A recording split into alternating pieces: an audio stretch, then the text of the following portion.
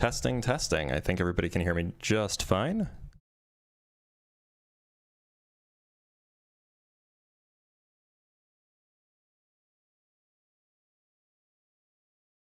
Audio check, check. Okay, I think we're good.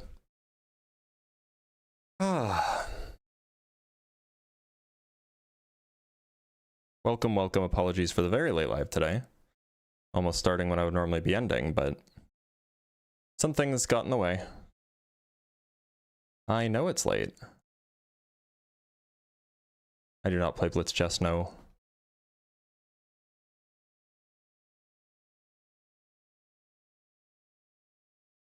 Howdy, everybody. Hope everybody's having a good day. You believe in singularity? I don't.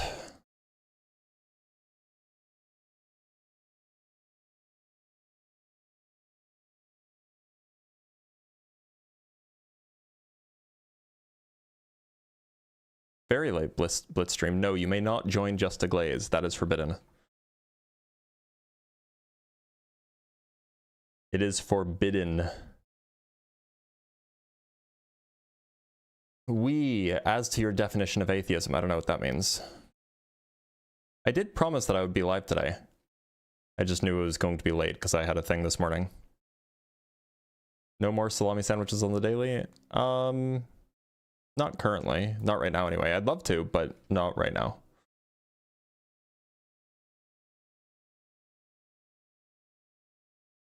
Forbidden glaze, yum. Good point. Good point, that would be yummy, but it is forbidden. It is forbidden for a reason.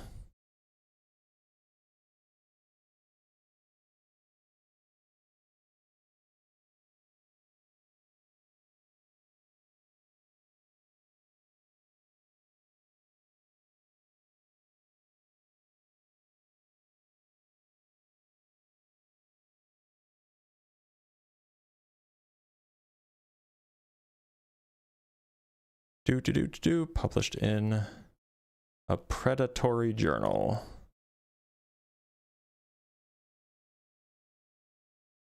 That's not a good sign.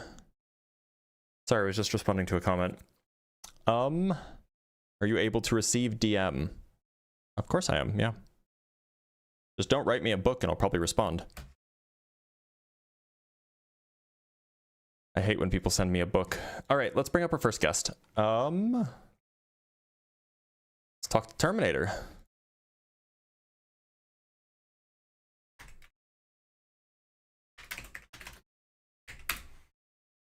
Okay, Terminator did not join. Let's talk to Maverick John. I feel like I've spoken with Maverick John before. Hey. Maverick John, how's it going? Have we spoken before?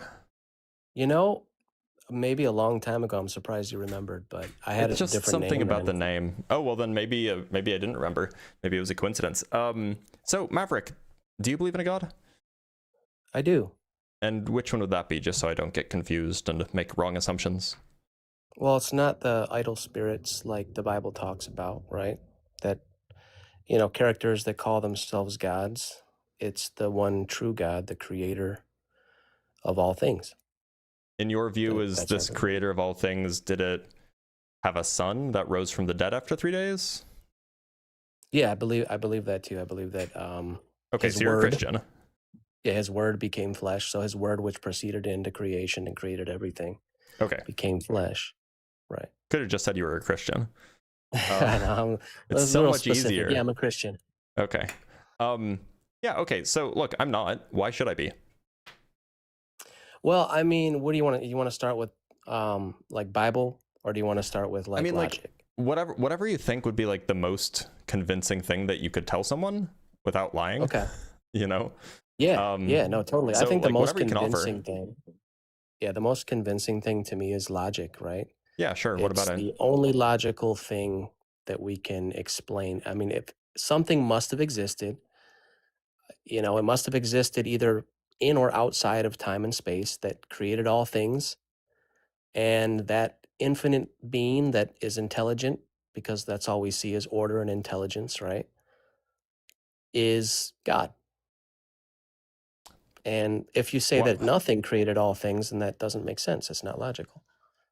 I mean, why does so let's say that the universe did have a beginning. Why should I assume that like the thing that is responsible for the origins of our universe is some sentient being, some being with a mind?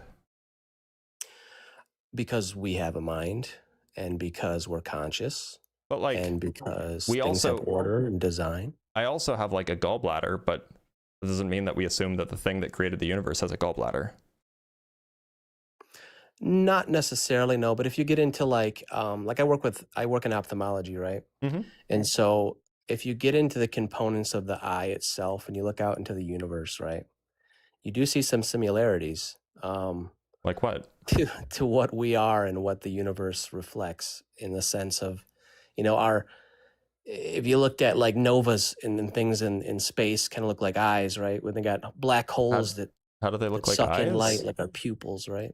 Like pupils that open up and light comes in. And I mean, this is a kind of a brash way of saying it. I'm just saying that like there's things that are reflected in the universe, our cells, our atoms. I mean, I guess if you squint Lights. hard enough, you can try to like make a connection between any two things. But like, I mean, they're Yeah, definitely the like design too. this definitely seems like a stretch. I mean, it's definitely designed. Something designed it. Well, that's Didn't come the from thing in random. contention, isn't it? Well, I'm just saying, we're talking about logic, right? Mm-hmm. The eye itself has many components, and Yeah. they all work together in order Yeah. for us to see. Yeah. Okay. So what is your explanation for that specifically? I would rely on the explanation that evolutionary biologists provide. And that explains that The evolution of what the eye. exactly? Yeah, explains how the eye evolved. That's the process of how it came to be. Yeah, absolutely. I wouldn't take away from that, because I work in science. I just would say that, something outside of matter, time, and space is not restricted by time. Therefore, a process isn't something that we can say, oh, well, don't think about anything except for the process itself, because God do doesn't you need exist. so as far as I'm aware, evolution doesn't require a person to make it happen. It kind of just happens as long as there's competition, and as long as there's competition over finite resources, and there's some kind of ability for the organisms to change. In this case, it's via mutation. It just happens on its own in basically every system that has those properties. It has a code. There's a code that is intelligent, that tells it to do something. I don't know if I would call it a code. Yeah, DNA. I also don't know how I would call it intelligent.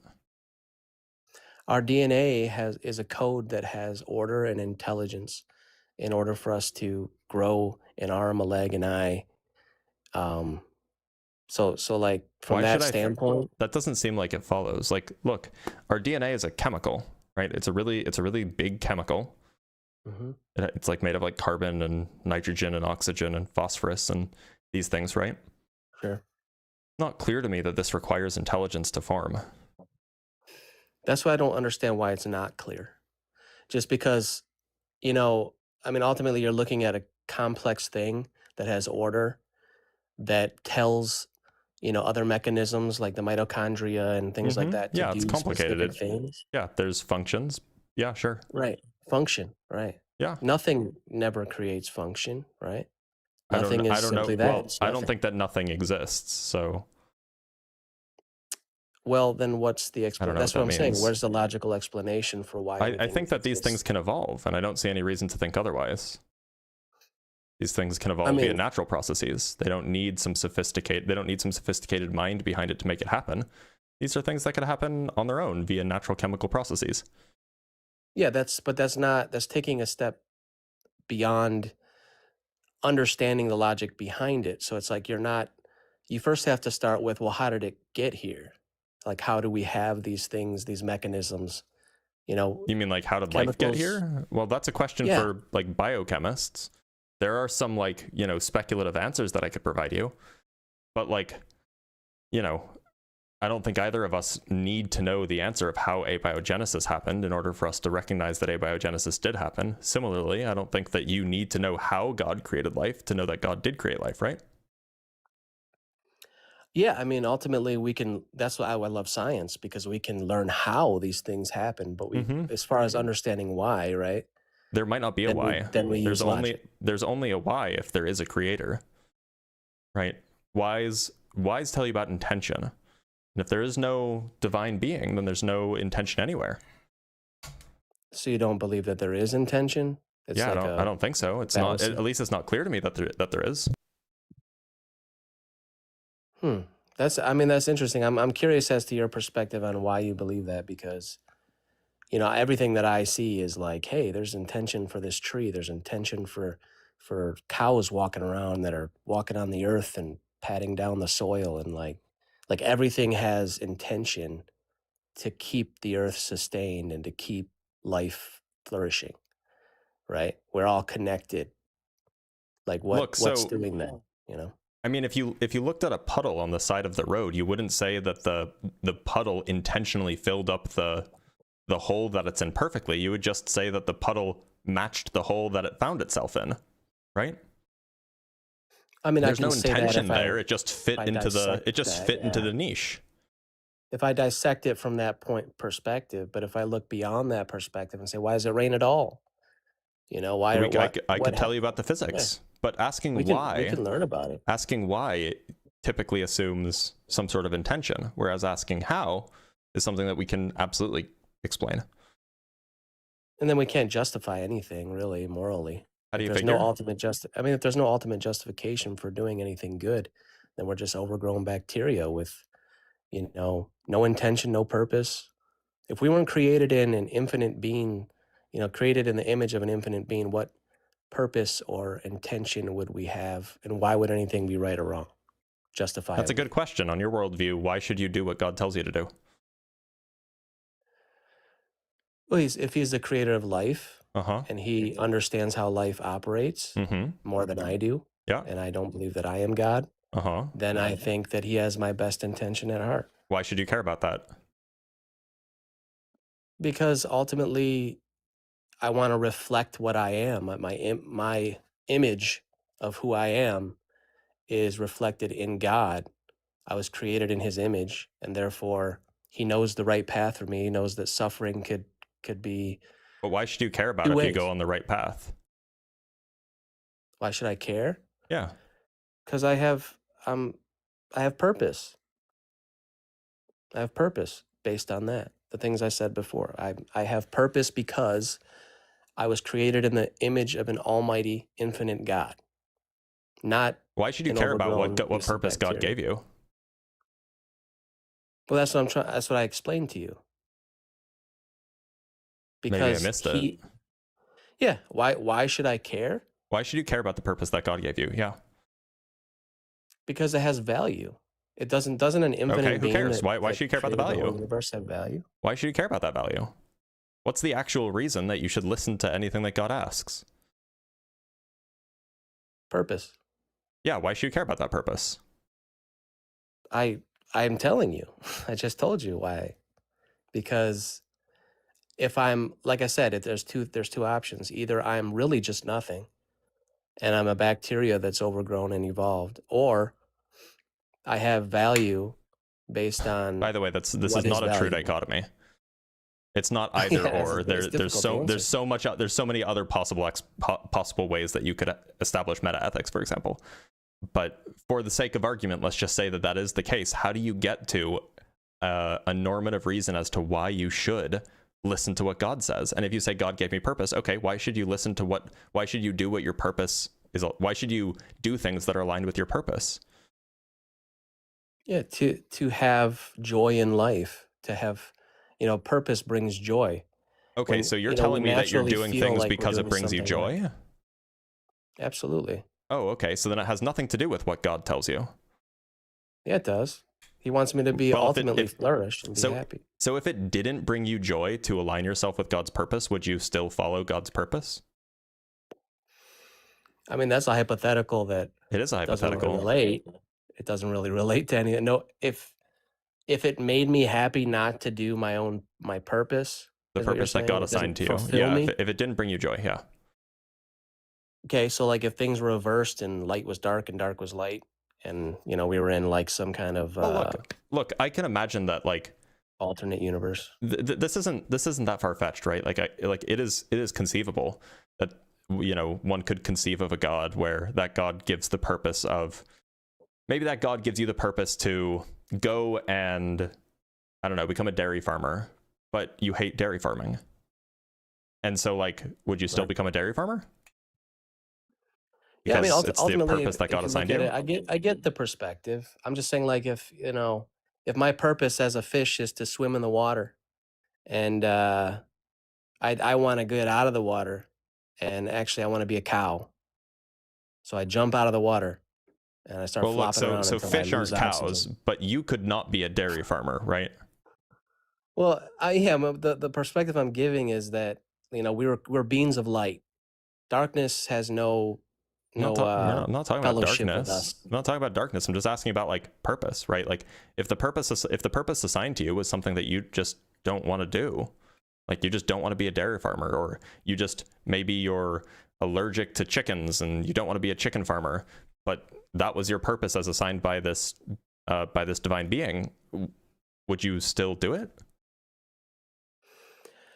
Yeah, if ultimately I wanted, to show, my purpose in life that is revolved around God, and I'm happy with that, even though I'm not necessarily happy being a dairy farmer because I don't like the job, but I would still feel fulfilled in some way, I would do it because I'd feel So like, if it well, does, what you're telling me is that if it does bring you joy, even if it didn't bring you joy, you would do it.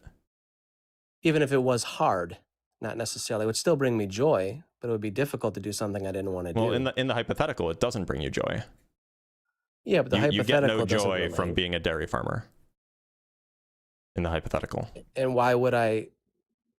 It doesn't really match up, because it's like I would get joy out of it if that's what God wanted me to do, even if I didn't like the job and it was difficult. Okay, so you would get joy out of just listening to God. It's not about what God is telling you to do that gives you joy. It's about just listening to God gives you joy. Not even just listening, just being fulfilled in my purpose, knowing that I'm guided in, a positive way. Yeah. It just sounds ultimately. like the thing that normatively decides your actions, the things that gives you things that turns the facts into what you ought to do, is the things that bring you joy, the things that bring you fulfillment. It doesn't seem to be related to what God says. It just happens to be that the things that God tells you to do are also things that bring you fulfillment and joy. Correct. So yeah, if other things brought you fulfillment and joy, then it seems like that those things would instead guide you. Right. If then it doesn't sound like it's God's. Me. It doesn't sound like there's any sort of objective grounding for your morality to begin with. It sounds like it's just based off of what brings you fulfillment and joy. Fulfillment's different than like just happiness, right? I know what fulfillment is. So yeah, I see where you're coming from. But like, if I'm not happy being a dairy farmer, but I have joy in my heart knowing that I'm doing what my purpose is and what I should be doing, according to somebody who is the creator of the entire universe and seems a little bit more of a intentional type of life, that, not just looking at life like, well, what does it matter? We're all just going to be here for a little while and we're just overgrown bacteria. Like I said, like, what is the point of that? Why? There's nothing. It's a glass half empty approach to life.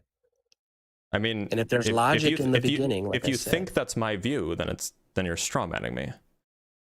Well, I'm not saying that's your view, because I don't why really are you bringing it up? I know that you don't believe in God, but what do you believe in? There's something that you believe in. I think that we set our own purposes. I think that we find joy in things that we find joy in. I think that we do the things that we do because they provide us some degree of fulfillment, like what you said. I just don't think that fulfillment comes from an external agent. Is it an ultimate fulfillment, though? Is it like... I don't know what that means. Like, okay, so I'm happy when I go out and socialize and drink, right? Sure. I feel good. I really do. I feel great. Actually, taking a couple shots, I feel the nice buzz coming on. Sure. And it's great. At the end of the day, I wake up, I got a hangover, got to do it again. But it's not healthy for me. But hey, I still feel good doing it. Yeah, I overall would say that's probably not couple fulfilling years, that wouldn't be fulfilling for me anyway. Maybe it's yeah, I'm fulfilling just for saying some there's people. people that think that way, and they're like, oh, this still makes me feel good, and I don't Okay. feel anything actually because I'm drinking all Well, the time. if that's fulfilling for them, then that's fulfilling for them. I wouldn't recommend it because alcohol is pretty destructive as far as like your liver and so on. But like, you know, if that's fulfilling for them, then that's fulfilling for them. It's not for me. They're going to be miserable in the end, though. Not if it's fulfilling for them. It's pretty miserable having to do dialysis because your kidneys are messed up, and not if they feel fulfilled having lived a joyful youth or whatever it was.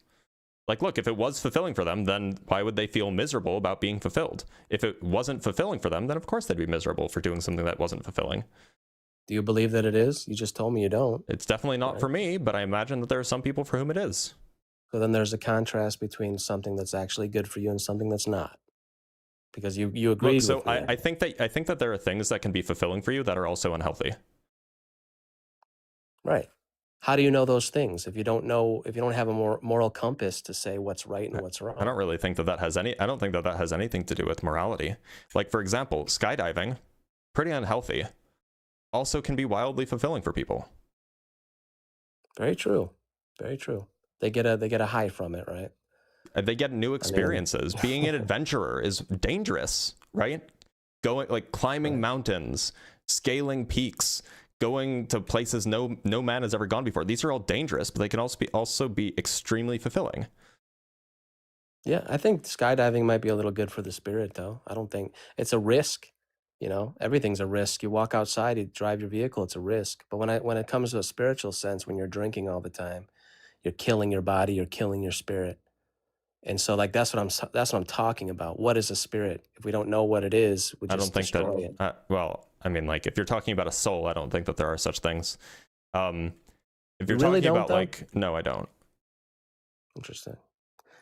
So okay. It's just a little confusing to me. Like, you're saying that, like, we can't get morality, we can't get fulfillment without God. But on the other hand, after talking for a little bit about it, it seems like the fulfillment for you just comes from, or the morality for you, what you should do, just comes from things that bring you joy and things that bring you fulfillment. And if those things happen to align with what God asks you to do, if those align with what God asks you to do, then great. But if those don't align with what God asks you to do, then I imagine you'd say, oh, well, guess I'm a sinner. Well, we all are. That's the whole point. Like, we're all sinners. According to the Bible, we're sinners, and we're all in the same boat, regardless of whether you're a Christian or not. And that's why a lot of times there's a dogma about Christians, like, because they try to act so perfect, and they're not. We're not perfect. Nobody is. And nobody's perfect. We strive to be the best version of ourselves. And we have as Christians, we have Christ as our center to say, this is how you are a good person. This is how you're the best version of yourself. I mean, that's a modern day psychological way of saying it. But yeah, there's purpose in it. Just check in. Suppose that you probably agree with me that, like, the billionaires are corrupt, right? Mm-hmm. So, like, if I just went into, like, a billionaire's office and started smashing tables, would I be sinning? You personally? Yeah. If you just start smashing tables? Yeah. I mean, what would the sin be? Your anger? Wrath? Destruction of other people's property? I don't know. Yeah. If you're angry at... Yeah, and then sin. Now, Jesus did that, right? Yeah, Jesus was God. Yeah. So it sounds like he did a thing that would be considered a sin if a human did it. Mm-hmm. So it sounds like morality is subjective. Well, not if he's authenticated it by rising from the dead. No, I mean, it just sounds like whether it's a sin or not depends on who's doing it. Yeah, but ultimately, if he's God and his spirit is God in the flesh, right? And he's the only one that can bring wrath, and he's the only one that can bring vengeance on the earth.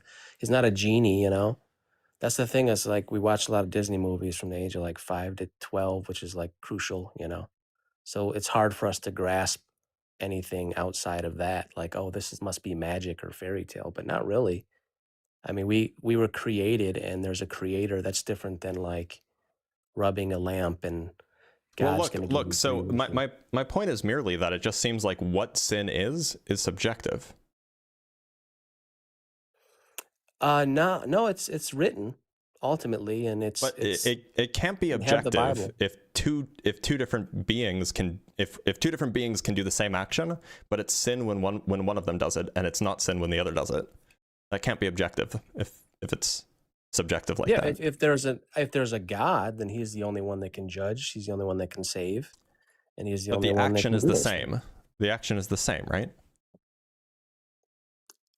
The action isn't the same in the sense of who's doing it, right? Like if a person like me or you, a sinner like me and you, Right. did So it, the action is the same. The person who's doing it is different.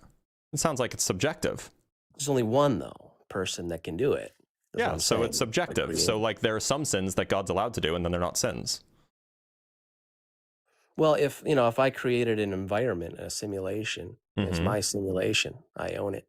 Mm-hmm. And I say, hey, these are the laws. Don't do this, don't do that. And some of my sims start doing these things and violating it, right? And said, no, Yeah, but don't if do they're that. not, That's me. I do that. but Stop doing that. if there are things that are okay, so then these things aren't objectively bad, right? Doing a sin They're is harmful. doing an action that is not doing an action that is considered a sin is not objectively bad. I would say they're harmful. Like So if the God is being harmful? if the Sims are doing these things, it's causing a malfunction in them, right? In some way. Like they're messing up the whole simulation itself. They're pumping chemicals into the simulation, and it's causing other people that they're connected to get sick. And I'm like, stop doing that. Like that, I know what I'm doing. This is my simulation. Okay. You get it? Got it. Yeah, I think I get it. So it sounds like what you're telling me is that like if just because I was a sick fuck, I decided to like go and, murder my various next door neighbors like babies and then like grind them up into like baby paste and make burgers out of them, that would be a sin, right? That would be like a wild sin. That'd be pretty bad. But then if God told me to do it, then it wouldn't be a sin. If okay, because we're talking hypotheticals, Yeah. right? So if in that simulation, the God that controlled the simulation was not necessarily the God that we're talking about, then yes. But we're talking about a God that said, thou shalt not kill, thou shalt not steal, thou shalt not commit adultery. I mean, careful. Like, God definitely has instructed people to kill before. In fact, God has instructed people to kill babies before. That's the problem. When you're reading the Old Testament, I understand. I'm coming from a really, really different perspective here. Mm-hmm. But when you got to remember, when Moses came down with the tablets, what were the Israelites doing? They were worshiping a golden calf, and they were calling him Yahweh. Okay, sure. Let's suppose that happened. The first principle. It seems unrelated to the claim that I'm making, which is that God has instructed people to kill babies.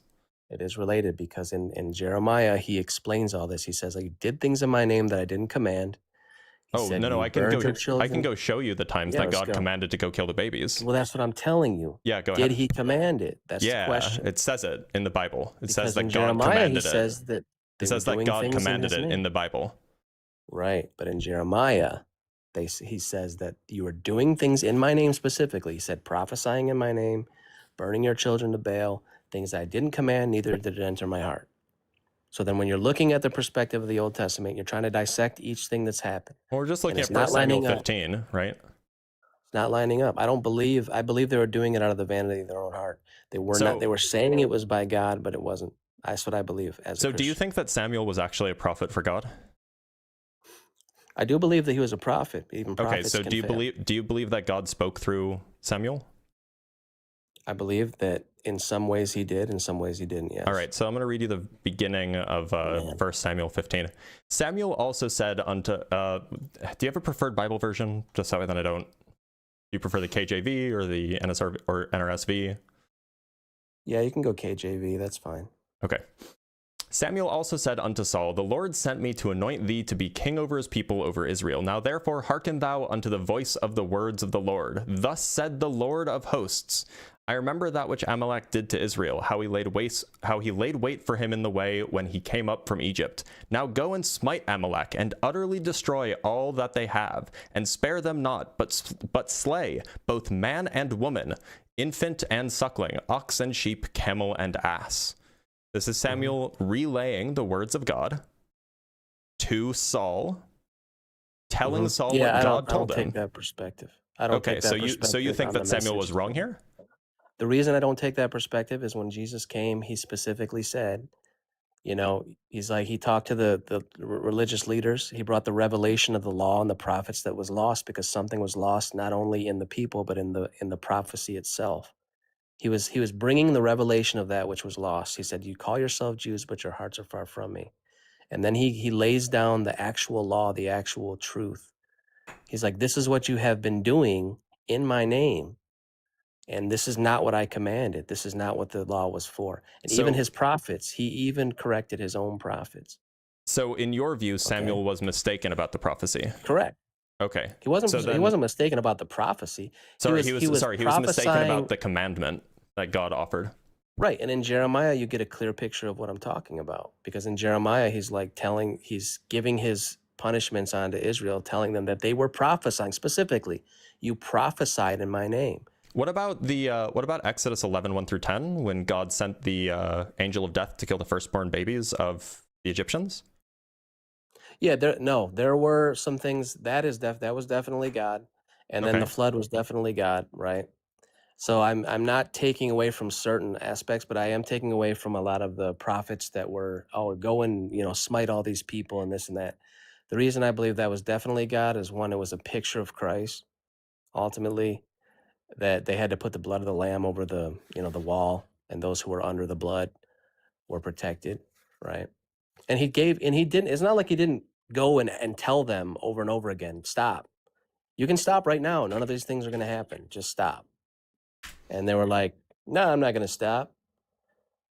So like ultimately he gave his warnings over and over again, and they kept doing it. Would you say that Moses was mistaken about the commandments that God told him to relay to the people? Yeah, Moses made a lot of mistakes.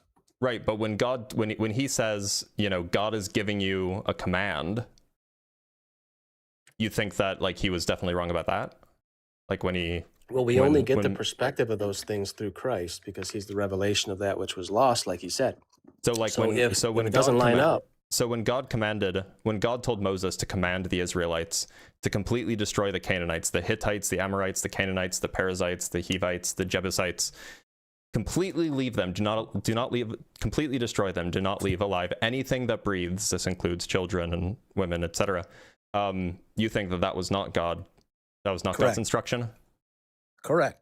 Oh, okay. I do not believe that by doing that, that was God's command, because like I said, it's a whole book, and there's a final chapter, and then there's what I mean? Ultimately, you're looking at God's people, the condition that they're in, that they did walk away from God. He specifically said they became lost sheep. Well, what were they lost from? They thought they were doing everything right. Well, he said, no, you weren't doing anything right. In fact, I'm going to show you what you were doing wrong. And then they tried to stone the woman. He said, those who are without sin cast the first stone. Like all these particular verses, they're like, man was not made for the Sabbath for man, and things of that sort. He's bringing the fulfillment of that which was, that's the prophecy. Because they thought all their prophecies then the time when Moses got mad at his Israelite kingdom his Israelites because they didn't kill all of the women like God told them to, that was definitely not God saying that? Definitely not God. Like, why would, if someone's angry? Well, no, I mean, Jesus said, God if you're angry at your brother, you've already committed wrath in your heart. God told Moses, hey, go tell them to kill everybody, including the women and children. And then they come back, the officers of the war, the commanders, the soldiers, they come back, and Moses is like, have you allowed all of the women to live? These women here, you allowed them to live? Go kill every male among the little ones, and kill every woman who has known a man by sleeping with him. Right, he was mad. Right, because that was because they defied God's instruction, right? That's why Moses was mad. Moses was simply mad. No, Moses was mad because they defied God's instruction. So you're saying that wasn't God's instruction? No, that's what I'm saying, yeah. Oh, okay. That's exactly what I'm saying. Okay. And I know it's So how do we know this is when not it's how normal Christians? how do we know This, how do we know when it's God's instruction and when it's not God's instruction? I just told you. Mhm. If it doesn't line up with Christ's revelation of that which was lost, specifically, that was his whole Didn't message. Christ say he came to bring the sword? It seems pretty aligned with Jesus. He came to bring the sword. He came not to bring peace. Yeah, but the sword. And he didn't bring peace. He did not Because come to there bring was peace. definitely no He came peace to bring among the the sword. Israelites. Right? So it actually seems Right. really aligned with God's wrath that God would instruct Moses to do some baby pasting. Yeah, that's he came not to bring peace, but the sword. Just because he said sword?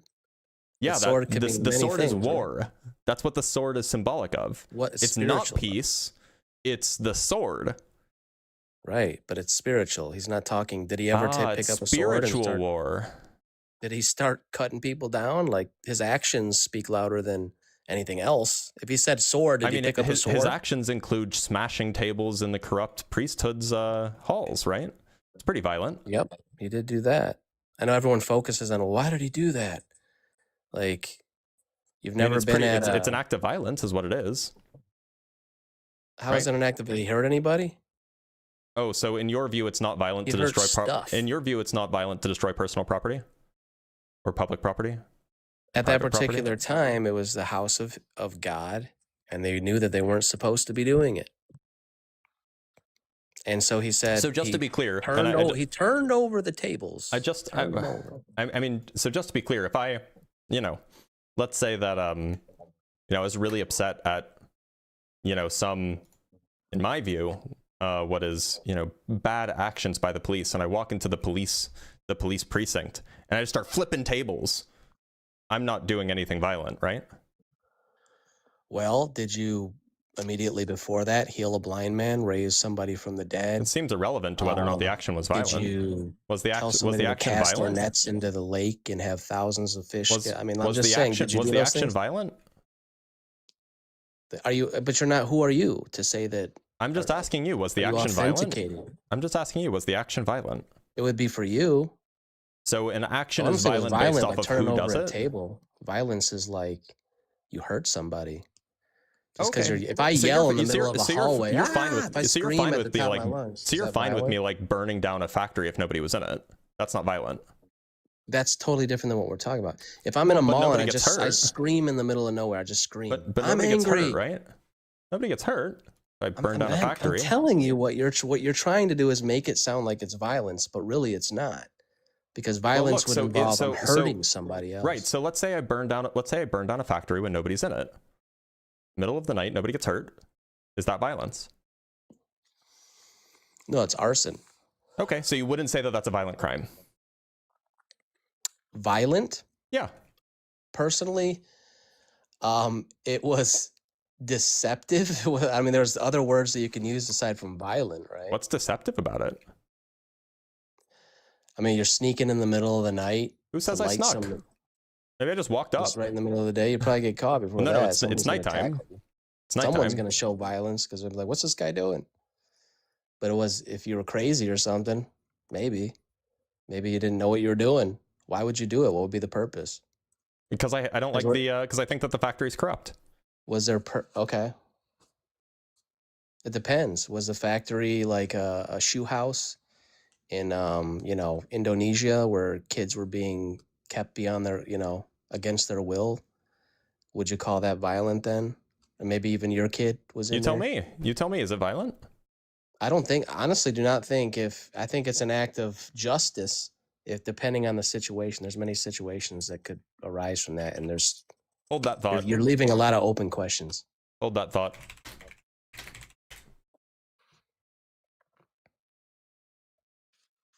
I mean, was Saddam? Comrade, welcome to the Soviet Republic.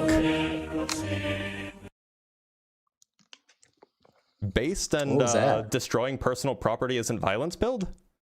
Sorry, destroying private property isn't violence pilled. Yeah, but we're not talking about the same thing. Was there? I mean, like I said, we don't know any details. You're just saying if somebody burned down. I'm giving you a hypothetical. They didn't like it. Yeah, they thought if someone did it when they didn't like it, then it would be considered a violent act in society. Yes. Okay. So like the Pharisees who didn't like it, they considered it a violent act. They would probably consider it a violent act. Okay, If it was so their, you know, who decides if it's objectively beach house or violent? something. Well, we can go all the way back to the beginning of what we were talking about. Mm-hmm. Would it be violent if we were just overgrown bacteria, right? Well, I mean, it depends on what we mean by violent. Typically, I take violence to be, intentional damage or intentional destruction of something. Why would it matter? What is the purpose of it mattering? That's kind of if there's no irrelevant to whether or not it's violent. justification? No ultimate justification to say what's Kind of violent and what's irrelevant. not. It's irrelevant, regardless of whether it matters. The question is whether or not it's violent. Words have meaning. If a virus eats a bacteria, is it violent? No, I wouldn't say it is because it's not intentional. Then okay, if we're just the same as those things, we have intentions. We have no purpose. We have intentions. That's the important part. And he had the intention too. Yeah, Jesus the did. Virus so it had was the intention. No, I don't think viruses have intention. How do you know? They don't have minds. They don't have any intention?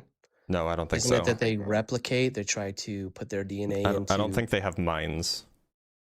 But they still try to put their DNA into specific bacteria. That doesn't imply intention. That doesn't imply intention. Their intention is to replicate. I think you're confused about what intention means. Well, so then we're getting deep, and this is good. But like ultimately, I'm asking you, like, why is there any justification for doing anything if you don't have God? Ultimately, if you don't have an ultimate justifier. Well, to be clear, you haven't offered an ultimate justification, right? God, an infinite being, but God doesn't justify your morality, right? We've already been over that. What justifies your morality is what fulfills you and what brings you joy. But we already went over that. Yeah, I know, we did. We don't know what brings what we us concluded. joy. What we concluded is that which brings you joy and that which brings you fulfillment is the thing that motivates your morality, not God.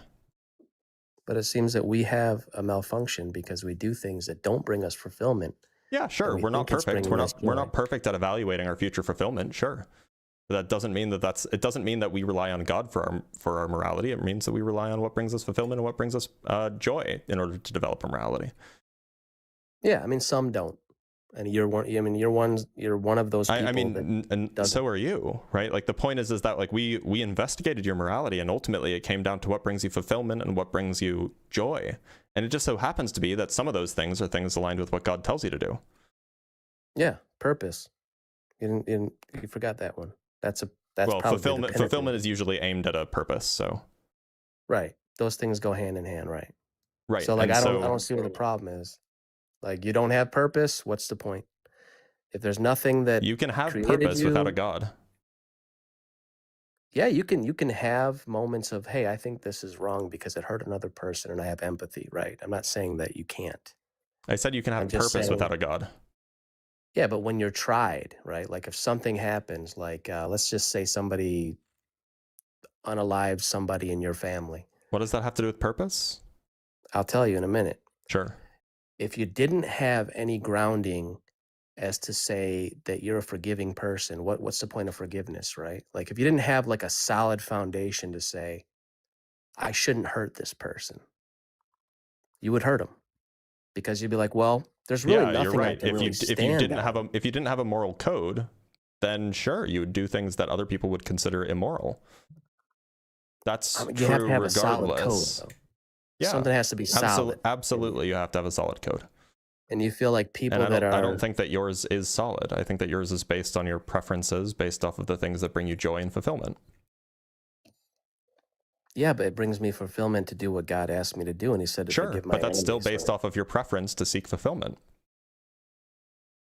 And forgiving really I'm just saying, is that better for society ultimately? Like if I'm mad at somebody, whether something's better for society or not doesn't necessarily give you a grounding. Society's not the right word. Is it better as a whole? Like ultimately better in what sense? What is ultimately is it better that I believe that I have value because of God, or is it better that I believe that better in what sense? Why would I have value? Because if I really think about it, better in what sense? The point? In the sense that if like I said, things in life happen, you're tried, right? People do terrible things. I don't know what you mean by better here. Do you mean like better as in like it makes you feel better, or better as in like it leads to a more flourishing society, or better as in like some more abstract thing? What do you mean by better? I think all those things. I mean, they're different. It can't be all of them. They're not completely different. It can absolutely be the case that like things that make me feel good are the opposite of things that are better for society or that lead to a flourishing society. We already talked about that.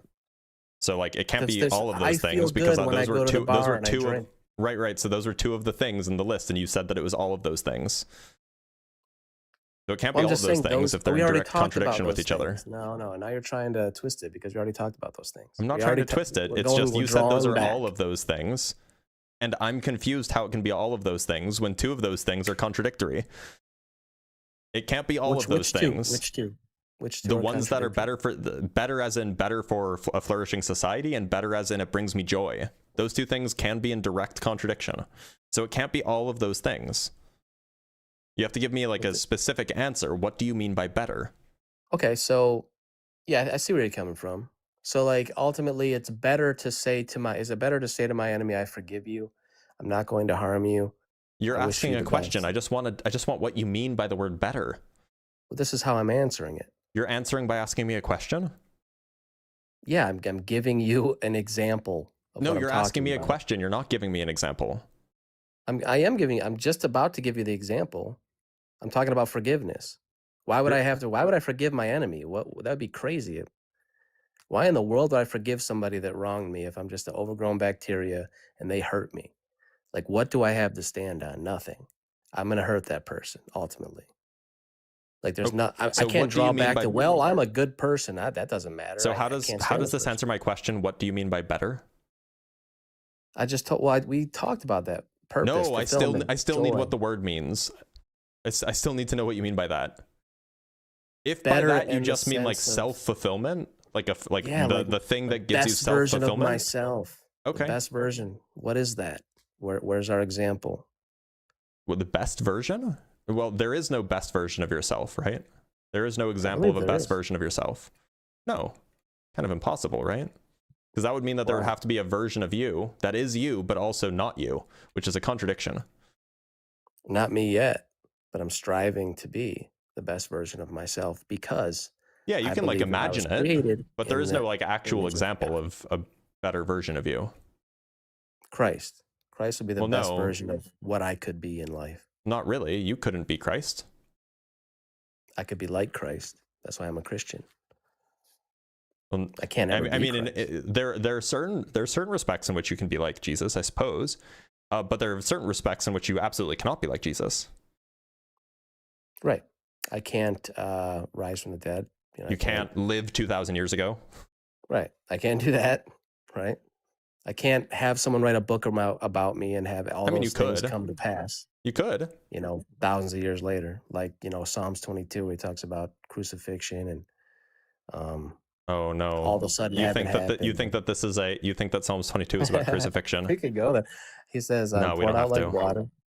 Yeah, I know you don't want to because I mean, just because like we would end up bickering about definitions of words, and you probably think that the word ka'ari means something like to dig. No, I believe that the linguistics of the Hebrew language, there's a lot of like slang, and so if a lion is at my hands and feet, it's usually piercing into my hand, not licking it. So well, there's not really any like literary reference to that being used in that way anywhere else. So you can invent that if you want. Yeah, using like a lion to refer to piercing. Like a lion. If a lion is at my hands and feet, what is he doing? Yeah, usually the intention there is like biting, not piercing.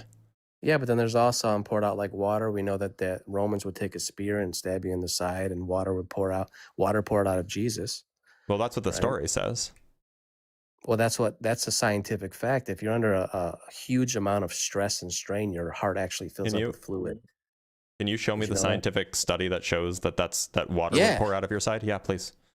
No, when absolutely. You're stabbed in the side. And I don't know the medical term for it. It's hypo. Yeah, we can look it up, but you're welcome. I mean, you have Google. Does your heart ever fill up with fluid or water in your body? Well, that wasn't the question. The question was if you were stabbed in the side, would water pour out, right? The question wasn't about what does your heart Well, we can fill up with we got to fluid, start right? somewhere. Does this particular thing happen? Suppose that your amounts of heart stress? suppose that your heart does fill with fluid. I don't think it does, but I'm not a medical doctor. Suppose it does happen. How does clear water come out your side, which is not where your heart is? Well, there's blood in water. There's blood in water? I thought it was clear. Your blood is water, but what happens during stress is it actually fills with water in your body. You can look it up. Your blood doesn't fill with water. Your blood basically is water, but it has cells in it. Here, But what happens is we the looked water up. from your body, we're like, what, 89% water? No, we're not. We're like 60 or 70% water. 78, maybe 78, something like that. 60 or 70%. But here's your question. I asked the question directly. Does your heart fill with fluid when you're under stress? No, your heart does not directly fill with fluid simply from being under stress in the way a container fills with fluid. However, extreme acute stress can cause a rare but dangerous condition known as pericardial effusion, fluid buildup around the heart, or stress cardiomyopathy, broken heart syndrome, where the heart muscle severely weakens and in some cases behaves similar to heart failure. So like, yeah, no, it doesn't fill I up with would agree with fluid. that. What you can get is fluid buildup just around the says that heart, it which is does if you're pericardial. under extreme amounts of stress and strain. Well, it says you can get fluid built. No, it doesn't say that. You can get fluid buildup around the heart. Correct. Which But not- he was stabbed in the side. So It's that not makes your sense. heart filling up with fluid, right? He didn't stab him in the heart. He stabbed him in the side. Right. He also It was didn't stab him around in the the no. So do you know what pericardial refers to? Refers to the pericardium, which is like the sac that your heart sits in, Correct. which is not in your side, not connected to your side, right? The pericardium, and we can just go to the Cleveland Clinic.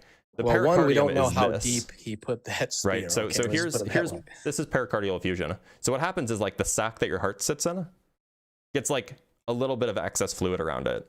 But importantly, that's not near your side, right? A little bit, just a little bit. Well, I mean, ultimately, like there's a lot of things we don't know in this particular act, but we do know one thing. We do know that there is fluid that builds up around the heart, Right. and it's Not usually near under your extreme side. amounts of stress and strain. Okay. Also, the fluid's not water and it's not near your side. Your lungs can also fill up with fluid, I believe, when you're put under that amount of stress, strain. I mean, I've never been crucified to know how much stress and strain I would be under.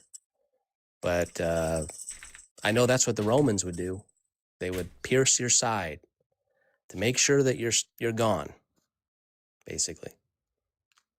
And that we know this historically. So the Romans weren't using, passages from the Bible to create this torture device. But it just so happened that this was written about David, who was the king of Israel, and he had a vision, and he wrote this song. And which And he was verse? quoted by Jesus on the cross. He says, my God, why hast thou forsaken me?" Yeah, First sure, verse. sure. No. But which part is about the piercing on the side?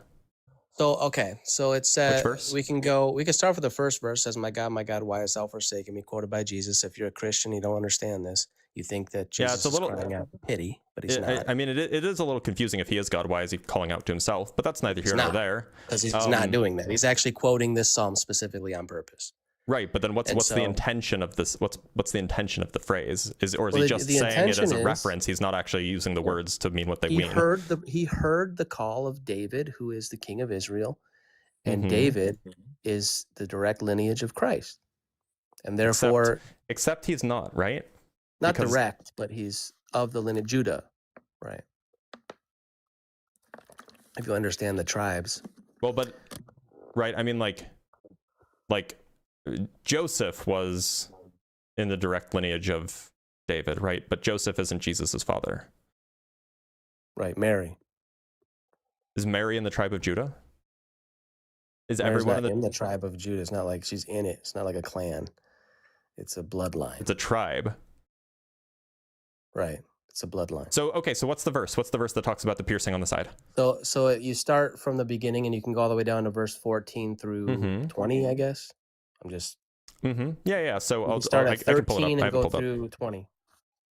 So roaring lions that tear their prey open their mouths wide against me. I am poured out like water, and all my bones are out of joint. My heart has turned to wax; it has melted within me. My mouth is dried up like a potsherd, and my tongue sticks to the roof of my mouth. You lay me in the dust of death. Dogs surround me; a pack of villains encircle me. They pierce my hands and my feet. That is the translation that's being used in the KJV. Right. The other translation is like a lion, they're at my hands and my feet. But you know, that's the relevant question. All my bones are on display. People stare and gloat over me. They divide my clothes among them and cast lots for my garment. But you, Lord, do not be far from me. You are my strength. Come quickly to help me. Deliver me from the sword, my precious life from the power of dogs. Rescue me from the mouths of the lions. Save me from the horns of the wild ox. And then he goes on and really, really fast. And I know you're probably doing that. I'm just a fast reader.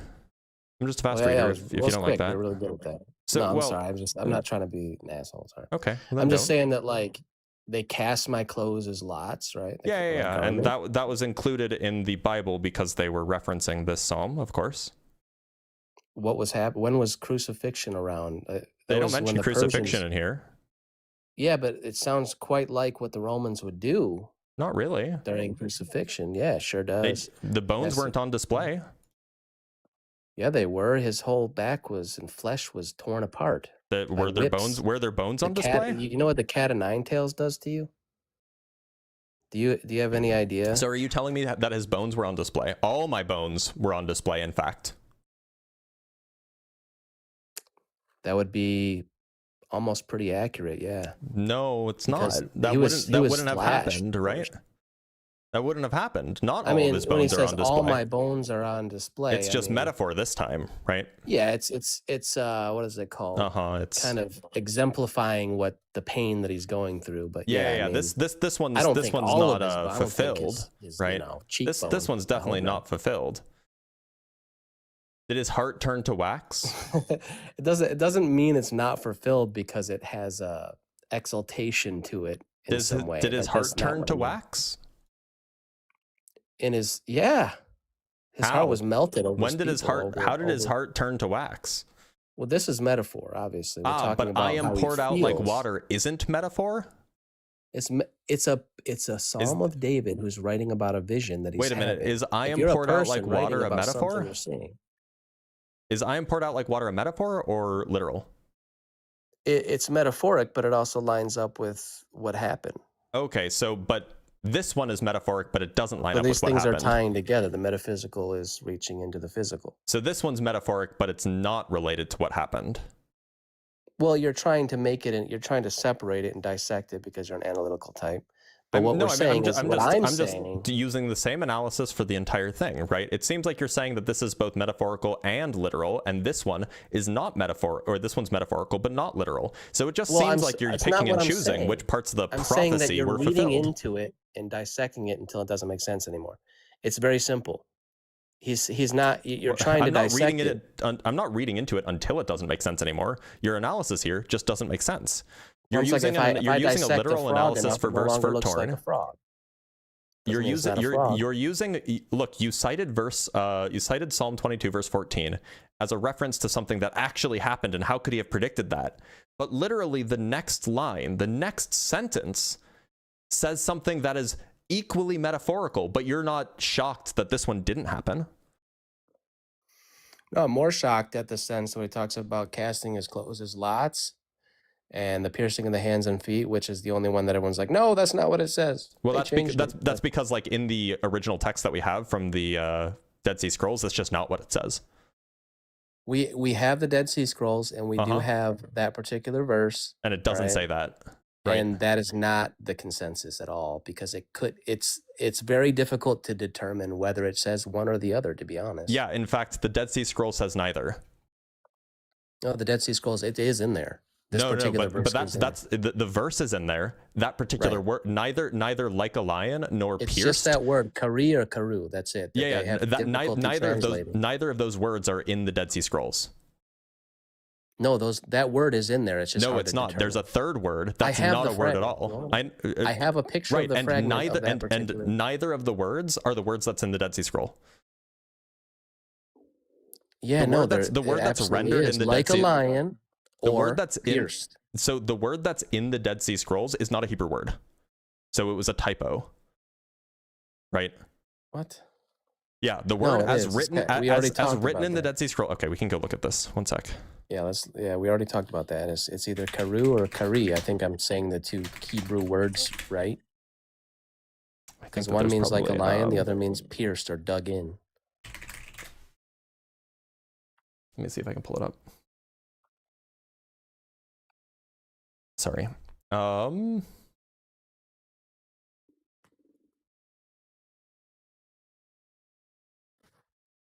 I just want to see if I can actually find the actual copy, the actual. And I thought that there was a Wikipedia article for this one, for like the actual fragment. I think that this paper probably has it's one little slash on the end of the word, really, and it's like if it's high or low, or I don't remember exactly. If it's whether it's long or short. Right. Yeah. So yeah. So if I remember correctly, the word, if we take the word kaf aleph resh vav and we translate it, that's just not a word. But if you drop the aleph to just have karu, then you get, so if you drop a letter and you read the last letter of the word as a vav rather than a yud, which is kind of how it looks. Right. I remember that. Then you get they pierced or they dug, right? On the other hand, if you don't drop a letter, as in if you read all of the letters that are in the word, but you read the last letter as a yud rather than a vav, then you get like a lion. Like a lion. So the question is whether or not there was a mistaken letter that was added. Oh no, yeah, I mean, it says like a lion, my hands and feet. It doesn't say at, it just says like a lion, my hands and feet. Yeah, sure. How does that? I mean, like, that's just a grammatical thing, right? Like ancient Hebrew grammar was a little bit more. Well, that's why the historians like there isn't a Hebrew word for at, right? I mean, yeah, but that's why when they go and they look at these verses, that they're intelligent. They've studied, historians have studied these things. That's why a lot of historians take the view. Oh no, that's not the consensus though. In fact, we could actually go look at the NRSV, and I imagine that the NSRV gives a different rendering. Yeah, but then we also have some of the other verses surrounding it that seem to kind of point to that particular event. Not really though, because like this entire text, the entire text of Psalms 22 uses animalistic language to describe to the enemies of the person speaking. It talks about dogs. Wait a minute now. Talks about bulls. Yeah, saying like a lion actually does make sense in context. Well, didn't that what they called this Samaritans? They call them dogs. Didn't they call the Romans dogs? And there's bulls. Yeah, I'm just saying, like if you look at the New there's dogs, the New there's Testament, bulls, so it's not so surprising that they would have lions as well. It's just not like in context. This actually does make a lot of sense. But suffice it to say, the dogs are the anything outside of Israel. And there's the horns of the wild oxen. Yeah, Bashan or whatever. This is another land that. Like the point is that they were using animals to represent the enemies, right? And that was fairly common at least in this psalm. So this is not a particularly relevant, like it's not particularly out of context to say like a lion at my hands and my feet, right? Anyway, this is all to say, we got off track. The point is that you referred to a specific verse in Psalm 22, specifically to bring up how, this is like, there's this like miraculous like prediction that happened hundreds of years prior. With regards to like the water, the clear liquid flowing out of his side, except literally the next sentence uses similar language regarding my heart has turned to wax, and you're saying, but that's just metaphorical. So it seems like you can't have it both ways. Well, his mouth cleaved to, or his mouth is dried up like a potsherd and cleaved to the roof. Remember, they gave him apple cider, or not apple cider. They gave him vinegar. They put it up to his mouth. Vinegar wouldn't. I don't know how vinegar would do that. Vinegar wouldn't dry your mouth out? I don't know why it would. Tongue cleave to the top of your mouth? I don't know why it would. Have you ever taken a swig of vinegar? Yeah. It's just sour. It's just sour. Yeah, but here's the crazy part. Doesn't dry up your mouth. When it's disgusting. They used to use vinegar and sponges for something specific back then. Mm-hmm. I'm not going to get into it, but I don't understand how vinegar would make your tongue stick to the roof of your mouth. Well, there would also be acid from people's stomach, unfortunately. How would that make your tongue stick to the roof of your mouth? We can find out. Let's do a little research. You're supposed to have the answers to this, right? If acids came out from your Why would your tongue stomach? stick to the roof of your mouth? Would it? That's what. Let's find out. Okay, can stomach acid make your tongue stick to the roof of your mouth? This is stupid. Like, obviously the answer is no, by the way. Why is the answer no? Because that's not very scientific of you. Because stomach acid isn't glue. That's not very scientific of you. How would your tongue stick to the roof of your mouth? Well, it would probably there's enzymes and things inside your stomach and inside vinegar that would. How does acid reflux affect the tongue? Gastroesophageal reflux disease, this is what we're talking about, by the way, may affect the tongue. Symptoms include a burning feeling in the mouth, bad breath, and tooth decay.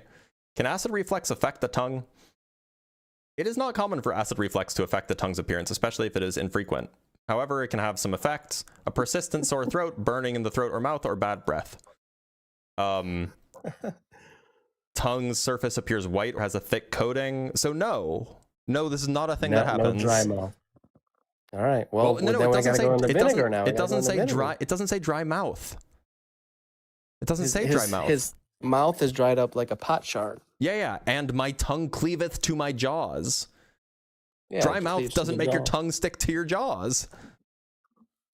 I mean, it depends on how dry it is. Did he have water? Was he dehydrated? What is the claim here? What is causing your tongue to stick to your mouth? He was thirsty. He wanted water. How does that make the tongue stick to the roof of your mouth? How? Yeah. If your mouth is completely just like dry and your saliva is trying to, I mean, I would imagine it would. Have you ever had a dry mouth make before? It like a pot shard. A pot shard is dried out, and it's your tongue so dry that it's like part of the crust. Okay, so you've clearly never had like a really dry mouth then, I guess. Yes, I have. Okay, because it's not like that. Not that dry. I mean, I wasn't crucified. I wasn't with no water at all. I had to climb up a hill with a cross on my back. No, I didn't have to do that with lashes all over my body. And plus, all my water was in my heart. You know, like all your water was in your heart, right? All the water from my body. It just seems like what we're doing here is we're doing like heart. You know who Simone Biles is? Simone? Yeah, Simone Biles. Biles. Greatest gymnast of all time. Oh, yeah. You don't know who Simone Biles is? She like won like a billion medals in the Olympics. I'm not a big Olympics. I do like swimming. Okay, well, anyway, you should ask for a medal for all of the mental gymnastics that you're doing. These are not mental gymnastics. I'm giving you points, and you're like, well, let's look it up. And all I'm telling you is like, there is some truth here, that this is facts. This is what they would do. This is what happens to people biologically, and this is what the Romans would do to people. And then we're looking at except some of this is metaphor, because it's just metaphor, because obviously his heart didn't turn to wax. And you're like, oh, well, that's fine. That doesn't need to be fulfilled. That doesn't need to be mentioned in the Bible. But then these other parts, you're like, oh, well, but maybe the vinegar made his tongue stick to the roof of his mouth. Like, what? You're just there's no like, medical terms, bro. We're doing backflips. We're not going to use medical terms. We're doing backflips all over the place. If a doctor back then were like, to go up to a person is like, they're having like heartburn, he'd be like, well, your heart turned to wax. That's what we call this condition. You know, it's like we're talking in terms that are ancient. No, terms. this is clearly metaphor. The entire part here, I am poured out like water. That means that he's empty, right? Yeah, I mean, yes. That's like metaphorically. That's what that means. Hand in hand, though. The fact that you think that this is like a physical description of what actually happened is. That's the part that's hilarious, because if you think that that's what actually happened, then my heart is like wax. That's obviously metaphorical. I guess it's actually pretty hard to understand what it means metaphorically. Maybe it's like it's hard, like it's not beating particularly well, or like it's let's go back it's hard to whatever. But like it didn't actually turn to wax, right? Yeah, I mean, statistically speaking, even if I were to speak into metaphors, and I wrote something 900 years before, I just so happened to be the king of Israel, David, and having a vision. What are the chances of me just getting one fractal of that to sound like crucifixion, like just one particular part? Except none of this sounds like crucifixion. It does. They cast the clothes as light. Yeah, it does. It totally does. So as far as I know, there's no record of like Romans like doing the casting the clothes as lots thing. I'd love to see like records of Romans doing that outside of the Bible. Well, that's good. You can look into it. So you don't have any If you evidence look for into that? it, well, I mean, I can't. Yeah, I'm going to pull it out right now. Like, if you Well, look into it and you find that there is, I would imagine that you know. I do know, and I So know you'll then find what's it. the evidence for it? I know that you'll find it if you research it. I don't want to do your research for you. You're the one making the claim. Well, I'm just saying, if you're not going to do if I haven't given you enough evidence to do the research, then like there's no point, because But you haven't given me any evidence. I've done all of your research for you. No, you haven't done all of it. I mean, you're the live host, of course. Well, sure, I but mean, you I'm haven't. just You a haven't guy like in a you little didn't. box You over didn't here. like come with the evidence, right? I came with a particular verse that just so happened to depict a punishment that the Romans used to do. Except it doesn't. To all people, not just the Except people it that doesn't wrote about depict it at all. That's what you believe. The best case So now scenario that you have. Now it's your turn to do your The research. best case scenario that you have is they pierced my hands and my feet, and even that verse is wildly contested. I'm sure it is, because if it was true, it would be a coincidence, right? That's the best case similarity, right? The rest of it doesn't have anything to do with crucifixion at all. I am poured out like water. What does that have to do with crucifixion? All my bones are out of joint. What does that have to do with it? No, but like, do you think that most people, when they got stabbed in the side, when they were crucified, if they got stabbed in the side, because again, not sure that that's actually like a thing that happened in real life, but supposing it did, do you think that they bled, or do you think that water came out? Well, I would say, did Romans have spears? Sure. Did they stab people in the side a lot? I don't have any reason to think that they stabbed them in the side when on the cross. I haven't heard about this. What would they do? They'd walk up to him and be like, "Well, he looks like he's out." No, they actually wouldn't take them down. They would just let them rot on it. Well, they'd make sure that they were gone. No, so they could leave and go have their pasta. Why do they need to make sure that they're gone? They're not going anywhere. Because they had to prove a point. They made an example of them. That's what Italians do. Making an example of them is crucifying them. You don't have to stab them. It's a little bit more aesthetic to do that, unfortunately, to show that, hey... I don't actually think that this is real, by the way. I think that this is like a made-up thing that Christians added. No, the whole stabbing thing on the side.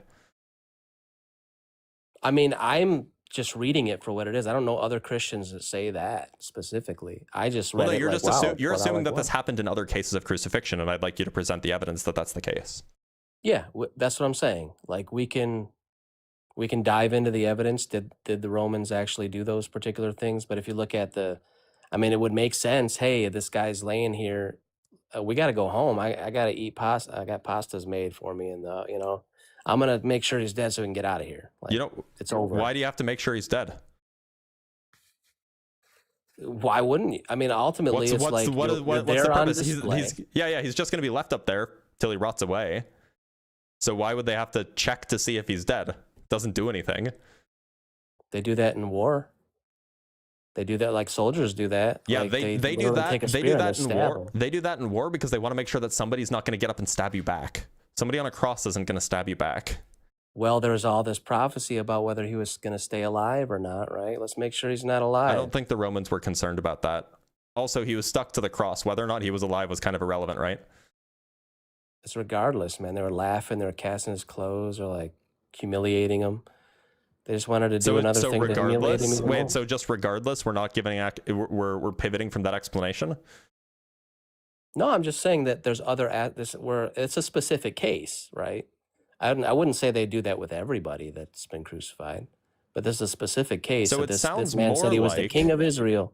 It sounds more like what happened is the people who were writing the Christian Bible, the New Testament, they had read this psalm before. And so when they were writing up his death scene, they wanted to make it super dramatic. So they pulled language from Psalm 22 to make it seem like it matched Psalm 22 in one way or another. That's what it seems like happened. But then that doesn't explain, like, the Romans didn't do that. They believed in Pluto and Mars, but they just so happen to create a torture device that seems to line up. Except it doesn't line up. We've been over that. It doesn't line up, right? Like, nothing about it lines up, except maybe Ka'aru as opposed to Kari. Sorry, Karu as opposed to Ka'ari. Okay, so that's the only place where maybe it lines up, but even given the previous language that was used in the text, like bulls and oxen and dogs, the lion explanation seems a lot better than the they dug out my hands and my feet explanation. Well, doesn't he say, do not cast your pearls to the dogs? Doesn't he talk about the Samaritans and the Romans as dogs? People use the word dog to insult people frequently. This is an ancient thing. Yeah, we're talking about this particular type of language and the people that are outside Yeah, Israel. and so they used bulls and oxen They even and used dogs. to spit on the ground. And lions, so lions would not be out of place. Anyway, we are kind of circling the drain here. Yeah. Before I let you go, anything you want to say? No, I mean, I appreciate the convo, man. That's it. And thanks for being here, Maverick. Take care. Thanks for having me.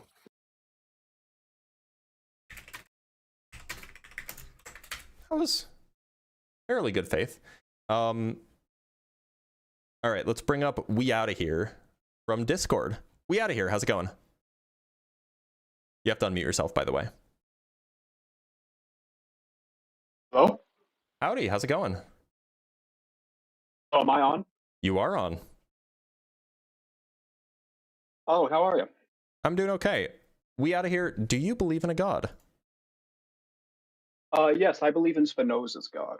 Okay, well, so I take Spinoza's God to be at best pantheism and at worst atheism. So we're really not going to have any disagreement on the matters of fact here.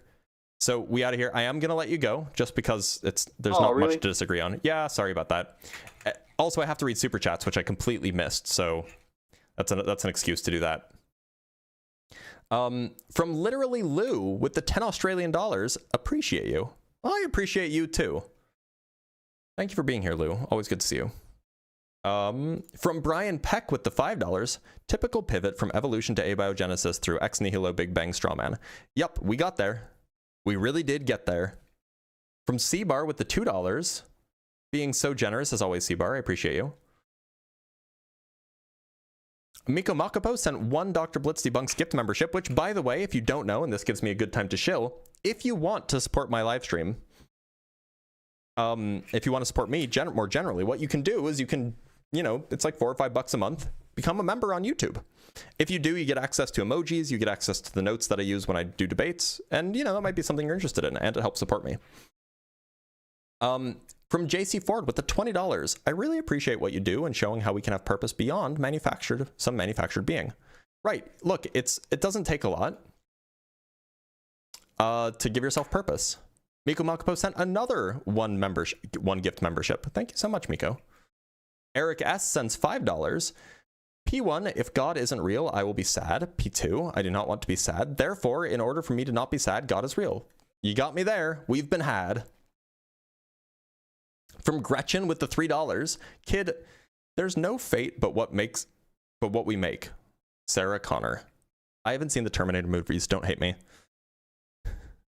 From Dylan Mullins with the $5, I don't believe in your beliefs, but I do love that you're willing to have a respectful conversation and discuss other ideas. We need more of this. I agree. We do need more of this. From Dank Bird Gang with the $5, I think this whole grounding of morality would be the horrible things they want to do, but use God as a crutch. That's what it usually boils down to.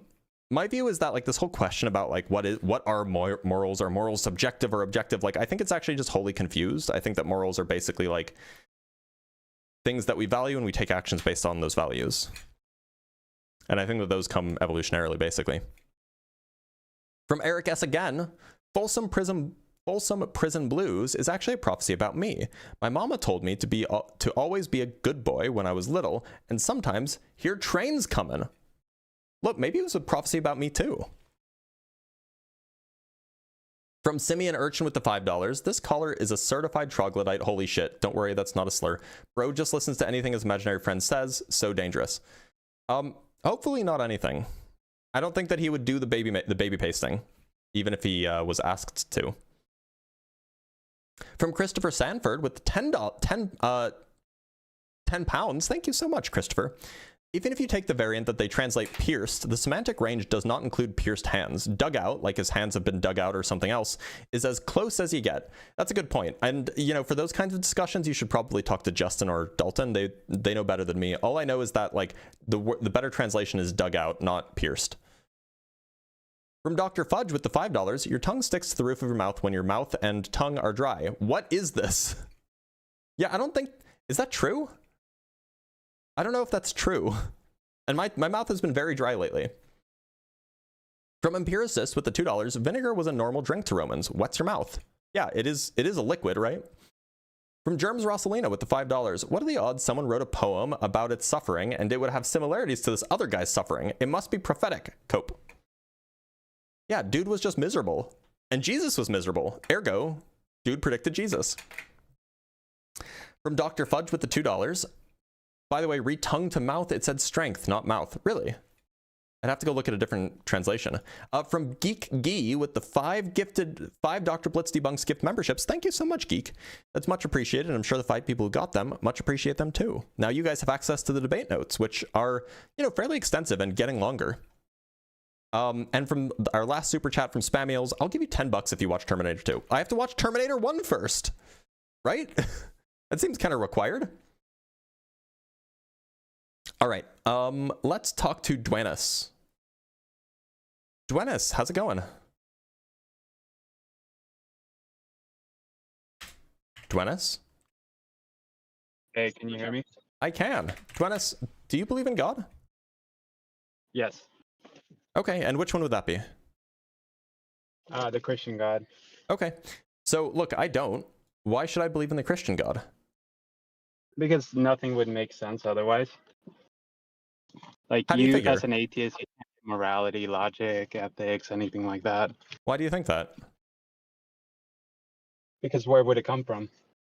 Well, that's not really an answer to my question. I mean, like you're making an assertion that like, oh, you can't have these things. And I'm just like, well, why do you think that? And then you answer with an answer, or you answer with a question? Yeah, because they wouldn't be objective. What wouldn't be objective? Your morality or Well, I don't think morality is objective, so you're right. exactly, yeah. I know you said that. Like not 2 minutes ago I said that. So yeah, okay. Yeah, so like why would You got anyone me. why would You anyone described my have a belief as worldview my where there's belief. no morality? Sorry? Yeah, so where do you get logic from?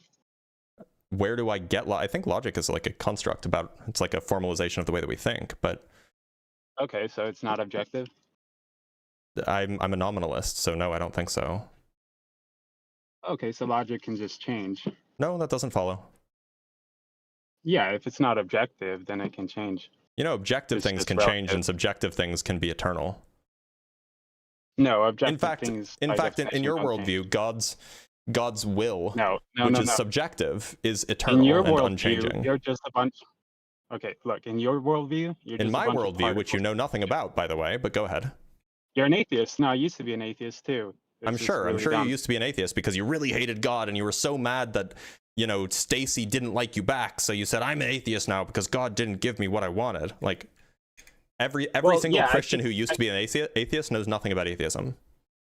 No, I think atheists in general they're just kind of like edgy rebels. I mean, I read okay, that's probably what you were, all right? that, Not like a they're thoughtful person. like the Four Horsemen, atheists, like Sam Harris, Daniel Dennett, Christopher Hitchens. Yeah, what about him? Yeah, I read them all. I was an atheist. Okay. But what I'm telling you is you cannot get morality or logic from atheism, and that's why it's a completely failed Well, hold on. worldview. What's the argument for that? What's the argument that you can't get atheism or that you can't get logic and morality from atheism? What's the argument? Because it wouldn't be objective. It's just your preference. Well, like no, you're I'm just sorry. making What's the argument that you can't get objective morality or you can't get objective logic show from me how you atheism? could. That's Show me not how an you argument. could. I'm sorry. I'm telling you, you wouldn't be able to have it. Okay, because so where if would it that's your come from? claim, you have to substantiate it. You can't just say you can't just say this is my claim, now prove me wrong. No, you got to do better than that. You have to offer an argument. No, listen to me instead of interrupting me. There cannot be objective logic in an atheist worldview because you're just a bunch of particles in motion. Well, I don't see how that follows. By the way, you can be a so to be clear, atheism. atheism. I will follows, explain. I'll explain. Atheism is consistent with. Well, you haven't offered an argument. You've just offered a straw man. Well, atheism is consistent. For why you could atheism is consistent with. Atheism. Shut up, and I'll do it. Atheism is consistent with Platonism. Atheism is consistent with idealism. Atheism is consistent with with an axiological universe. Atheism is consistent with a lot of things. So It sounds like your contention is that you can't get logic from like materialism. It sounds like that grounds logic. Okay, can you explain to me what, I don't know, what Platonism is? It's the ideas of that. I haven't studied Platonism, but I'm so then sure how can you know that it whatever, doesn't ground logic? Because there is no objective reality in pure atheism. Oh, so you don't know what Platonism is? Also, Plato wasn't a classical atheist. He wasn't a strict. He had like he believed in transcendental properties. That's not atheism. So atheism is consistent with Platonism. It absolutely is. Materialism. No, atheism and materialism are not the same thing. Most atheists are materialists. I don't think that actually, if you go, to be clear, if you go investigate, so most philosophers are atheists, and most philosophers are also not materialists. That's just an argument from authority and an argument from the masses. Duenas, I'm offering you an example of how most atheists are not materialists. If you take the subset of philosophers, who majority of whom are atheists, and you examine these atheists, you will find that the majority of them are not materialists. Okay, so you believe in non-material. It's not the case that most atheists are materialists. I am not a materialist. So explain to me what you believe in, then. I'm not a materialist. Okay, explain to me what you believe in. I take some sort of physicalist view. Okay, how is that different? Materialism takes the view that the only things that exist are literally atoms in motion. I don't take that view. Physicalism is just that the things that do exist are that which is described by the physics. Okay, so other than atoms in motion, what would you believe in? I think that that would set you apart from a materialist. Yeah, I think that fields can exist. I think that forces can exist. I think that all sorts of lovely things can exist. But those are just like constructs. Like there are things that come out of matter. So fields come out of matter. No, I think that in some sense they're more fundamental than matter. So they exist like beyond matter? They're below matter. They're more foundational. That seems like still just materialism with a little bit of a twist. Okay, so it seems like you don't understand materialism either then. Well, that's fine, but materialism is a mechanistic philosophy. Worldview. Well, I take the view I take the view that logic is a construct by humans. But that's not an implication of atheism. That's an implication of my view on nominalism. What's to stop logic from just changing? If it's just constructed by humans, we can construct a different logic. So you can construct a different logic. Yeah, that would not be objective, right? In fact, there are many different logics. Have you heard of fuzzy logic? Have you heard of trivalent logic? Did you say it was objective? Yeah, insofar as it's constructed by people. Yeah, absolutely. That's not objective. Yes, I know. You don't understand. I never said that it was. I don't think that it is. But look, so your claim, Duenas, your claim is merely that from atheism it follows that logic is not objective. But that's not true. My view about logic being subjective is not because of atheism. It's because I'm a nominalist. Nominalism and atheism are not the same thing. Many philosophers take the view that logic is indeed objective, and yet they are still atheists because they take a different view on the nature of abstract objects. Just because they take the view doesn't mean they proved it. They have proved it better than you have. You haven't offered any defense of any position that you've offered. No, I'm just destroying the atheist worldview. You're not destroying anything. You don't even know what the atheist worldview amounts to. No, you still have not told me how particles in motion and plus your whatever physicalism can get logic. My claim is that logic doesn't come from that. My claim is that it's emergent and constructed by humans. You seem to you keep asking me, Duenas, you keep asking me for how do you get objective logic from your worldview. My worldview is that logic isn't objective. Sorry. Therefore, I would make it subjective. You claimed earlier it was objective, so now you're backtracking on that? Maybe you're mishearing me. I've claimed the whole time that logic is subjective. Okay, well then you can't get logic from that. It's just you can't get logic. What does that sentence mean? You can't get logic from that? From the subjective nature of logic? For logic to exist, it has to be objective. Otherwise, it's just... That's a claim. Prove it. Like your flavor in ice cream. That's a You claim. can say, That's a hey, claim. Prove it. my logic is I like chocolate ice cream, and I could say, fuck Duenas, you, prove I your like claim. vanilla ice cream. Because you're Prove sitting your here claim that you arguing can't with have. Christians. Prove your claim that logic must be objective. Because otherwise, it wouldn't be grounded. Like you would just be Yeah, talking otherwise about it wouldn't be objective. Okay, you're right. There's no logic in the. There is no logic. You understand that in the atheist worldview if it's subjective. Prove it. That's the meaning of subjective. Look it up. Subjective doesn't mean it doesn't exist, dumbass.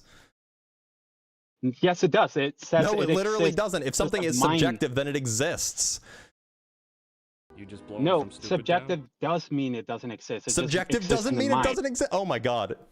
This is so dumb. Yes. Subjective No, doesn't look mean it a up. thing doesn't exist.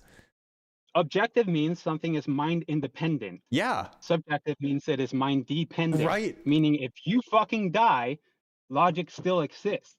Yeah, but if you have minds, then it can still, Yeah, then yeah, logic yeah, exists. Yeah, Look, fucking look it up, idiot. look, do you think that laws exist? No, not in like a physical way, no. Nobody asked if they exist physically, dumbass. They're subjective, Yeah, I That's know. the Do whole they fucking point. exist? not objectively. Obviously, I'm just asking if they exist, period. But that's what I told you. You cannot get objective morality Answer the question. and logic.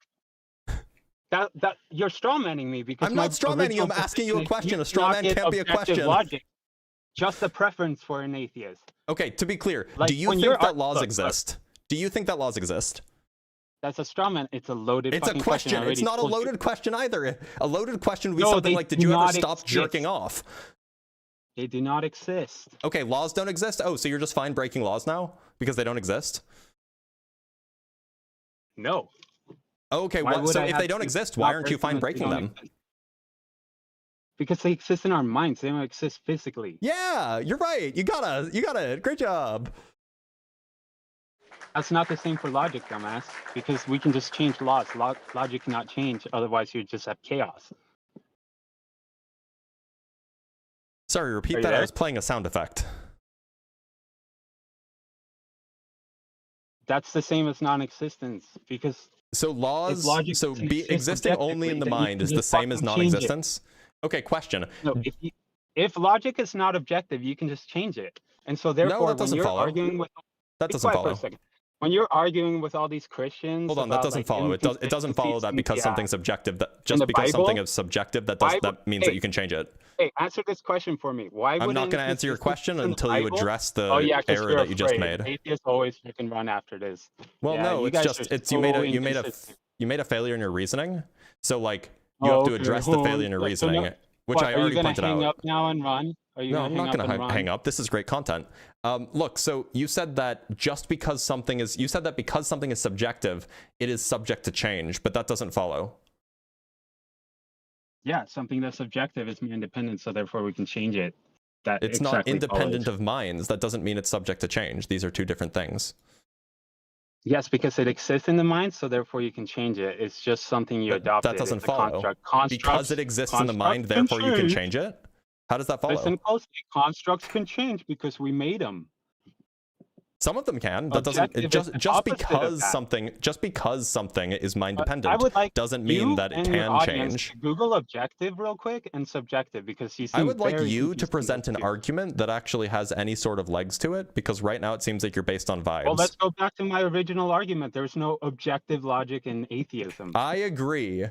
Cool. What now? Yes, your worldview falls apart. It's nothing. It just How leads does it to fall apart? nihilism. You just agreed with me. Twats like you on the internet You jerking just off to agreed each with other. me. How does it just fall falls apart? into nihilism without an objective God to How do you ground get those nihilism? logic. How do you get nihilism from something being subjective?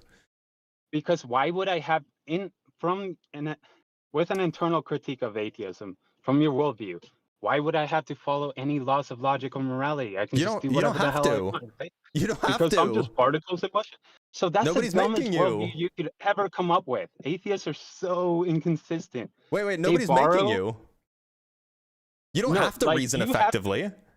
Yeah, and in fact, it Right, seems like but- no, no, you're no. choosing to not reason effectively now. when you argue against Christians about inconsistencies and like contradictions in the Bible, you have to borrow our worldview because you No, don't I have don't. logic. I know that Jay Dyer's boots taste really, really good, but you should really stop licking them and instead go actually reading some philosophy. How about you actually respond to the argument? That hurt, didn't it? Because you learned all of this from Jay Dyer, didn't it? Don't you? Yeah, respond to the argument though. Yeah, I did. Because what you said is not a response; it's just mocking.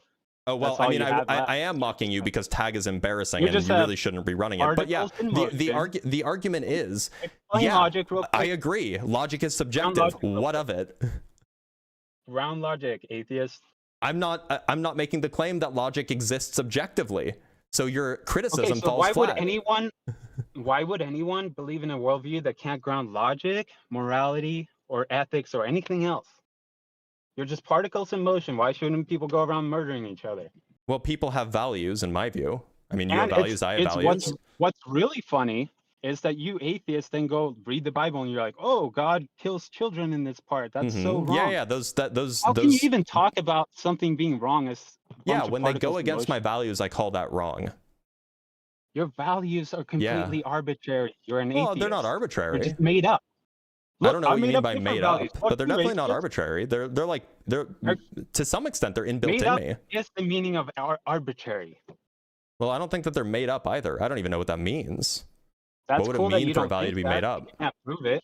Now, look, so I know that you want to run tag here. Can you actually present an art? Like, suppose that I'm like the dumbest guy in the room, which I know is an experience you're intimately familiar with. Suppose I'm the dumbest guy in the room, and I don't actually have an argument. I actually know nothing, and I want you to convince me that atheism can't justify logic, it can't justify morality, it can't do any of this. Can you actually provide an argument, please? Me because you said it's subjective. No, but pretend I'm the dumbest guy in the room. Pretend I'm the dumbest guy in the room. I just don't understand it. I don't have a justification for any of this. So I will refer you back to your comments where you said logic was subjective in the atheist worldview. Duanus, checkmate, bro. You're fucking done. Duanus. You're done. You admitted logic was subjective. You're fucking stupid. Duanus, I'm asking. Get out of your own head. I'm asking you a question. This is a pretty normal question, okay? And I answered it. Go back. No, you didn't answer my question. My question is, look, let's pretend I'm just like some dumb guy. I don't have a good argument for anything. I don't have a worldview even. How would you someone who is pushing let's say I'm like on the fence, right? Let's say I'm on the fence about atheism, about theism. I just don't know. I'm just really, really dumb. How would you convince me that atheists can't have logic, can't have morality? How would you do that? I would point to the fact that you just said it's subjective. You would point to some other guy? That's how you would convince me who's on the fence? No, I would start in the same way we started this conversation, where I led you to the end point of admitting that it's subjective. I fucking trapped you. Wait, no. So how would you convince me? Like, I'm on the fence. How would you convince me that like atheists can't do this? Rewind the conversation. I just got you to admit that it's subjective. You didn't. So to be clear, admitting something makes it sound like this is something that's a secret. I am openly a nominalist. I'm openly a moral anti-realist. So there's nothing really to admit. But Duenis, the same way I did you in front of your whole audience is the same way I would talk to any other atheist on the street. Duenis, no, you're talking to an agnostic, right? Oh, so now you're an agnostic? I'm asking you a question. I'm giving you a hypothetical, okay, Duenis? Are you agnostic or are you Duenis, I'm giving you a hypothetical. Do you understand hypotheticals? Uh-huh. Okay, so in the hypothetical, imagine that you're talking to a really dumb agnostic. How would you convince them that the atheists can't do a grounding for logic, morality, whatever it is you want? How would you convince this dumb agnostic that atheists can't do that? How would you reason that? Because I would say that particles in motion cannot all of a sudden come up with logic. But what does that have to do with atheism? That destroys it. But that's not what atheism is.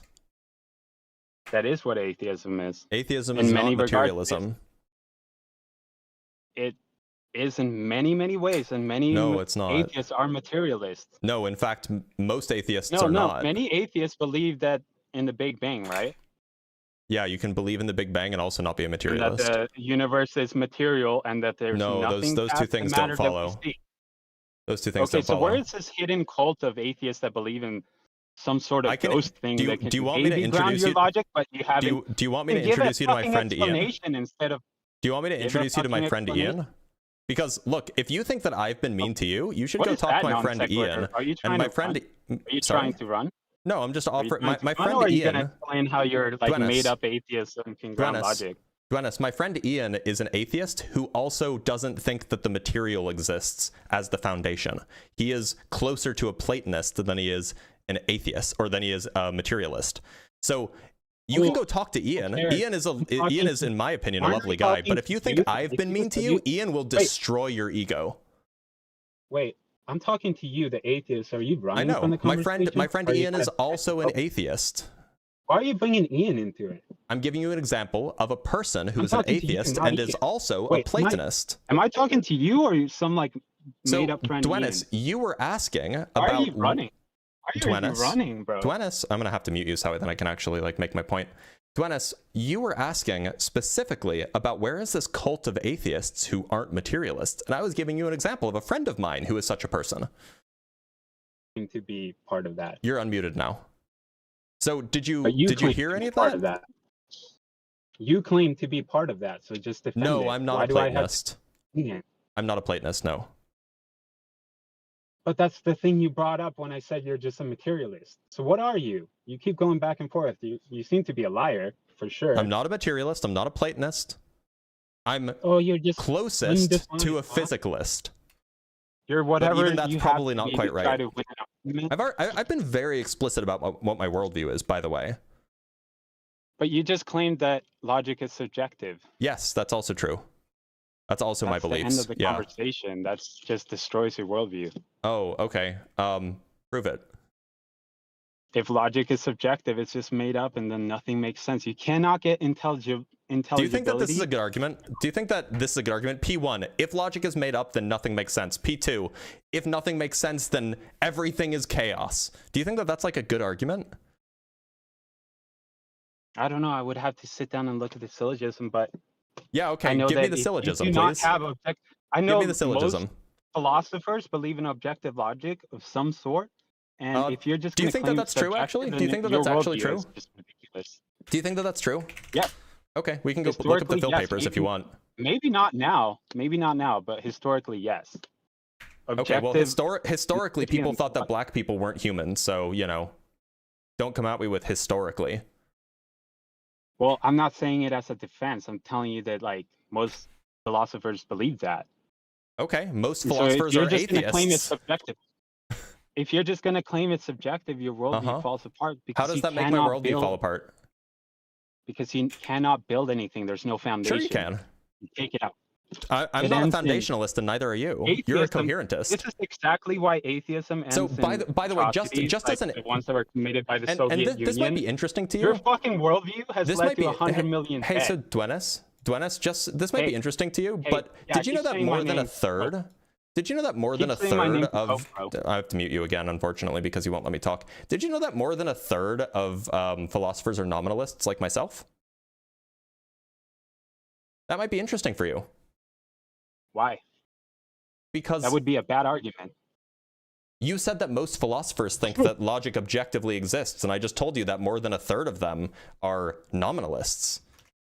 Well, I will completely agree that the majority of people now are moving towards atheism, but it doesn't prove it. That's just Okay. an argument from So the why masses. were The you masses appealing have to been deluded historical by people philosophers? like you, dumb people like you on the internet. Ah, yes, dumb voting people like against me who Christians. actually use rational thought to make rational arguments rather You than do just not asserting have things. rational thought. You're an atheist. You're just particles in motion. Said the In guy fact, who hasn't offered a single there's no argument. reason to That's a even fair think point. that you would You're think- right. Have You're you right. read The guy Hume? who hasn't offered a single argument is definitely the guy who actually has rational thought. Cool. Cool. Have you read Hume? Cool. No, I haven't. Have you read Okay, well, Shankar? he completely, in his books, he's a philosopher. He completely. Have you read Shankar? He's an atheist. He's an atheist that Have you read actually is Hawking? consistent and this. Hey, I'm still talking. Oh, I thought that we were just He's an quizzing each other on what atheist? we've read. No. He's an atheist philosopher that completely destroys the scientific What? worldview. 200? and atheist Wait, worldview from 250 years ago? It's extreme skepticism. Hume was yes, and it has 250. not Yeah. been So dealt with. yes. There has- You know that I'm like. No. You know that I'm like it. You know that I'm close to a Humean, right? What? You know that I'm close to a Humean, right? Just because I feel haven't like you read just Hume doesn't make mean up I the don't things know the you are Humean worldview. Doesn't Okay, mean I don't you know the told me Humean you had not critiques read Hume. of causation. I haven't read it, but I definitely told- know the view. Okay, you haven't read it, but you're You a don't have to Humean? read a work from 250 years ago in order to be informed on what the view is. But ever since Hume, there's been like no massive developments in philosophy because he basically destroyed the what was the most ability recent to have philosopher knowledge. that you read? Recent one, like a modern one? Like all the trash, so I most try not to read 'em. have you read any contemporary philosophy? Yeah, what's the guy that does Free Domain Radio? Stefan Molyneux. Molyneux? You think he's Yeah, a he's like contemporary philosopher? That was his That's philosopher. hilarious. He is a philosopher. That's Okay, hilarious. All right, we gotta let him go. But we got some good clips, y'all. I love arrogant taggers. That's going straight to YouTube, y'all. Molyneux's a YouTuber until he was kicked off of YouTube.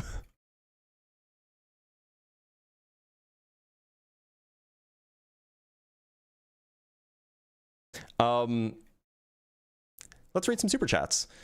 He was a fan of eugenics. That's true too. From Wiz Nilly P with the $2.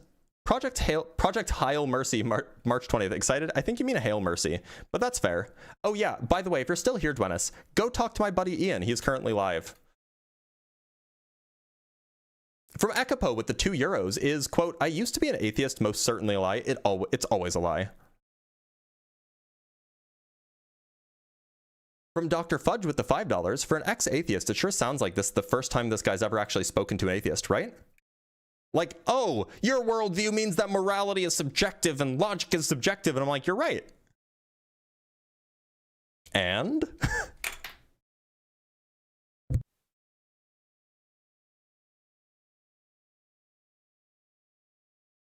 From Juiced Vandenover with the €2, Dr. Blitz, you need to stop derailing his script. Taggers are so funny, man. From Jake Bennett with the $2, do you want God to be real? Only if he is real. From Mike Ellison with the $20, Phildos constantly misapply objective when they mean standardized. Make them use standardized and their air goes out. Yeah, I mean, he's probably absolutely not going to actually know what the word objective means, but, you know, that's fine. From Pump Pack with the $2, Assassin's Creed Forever.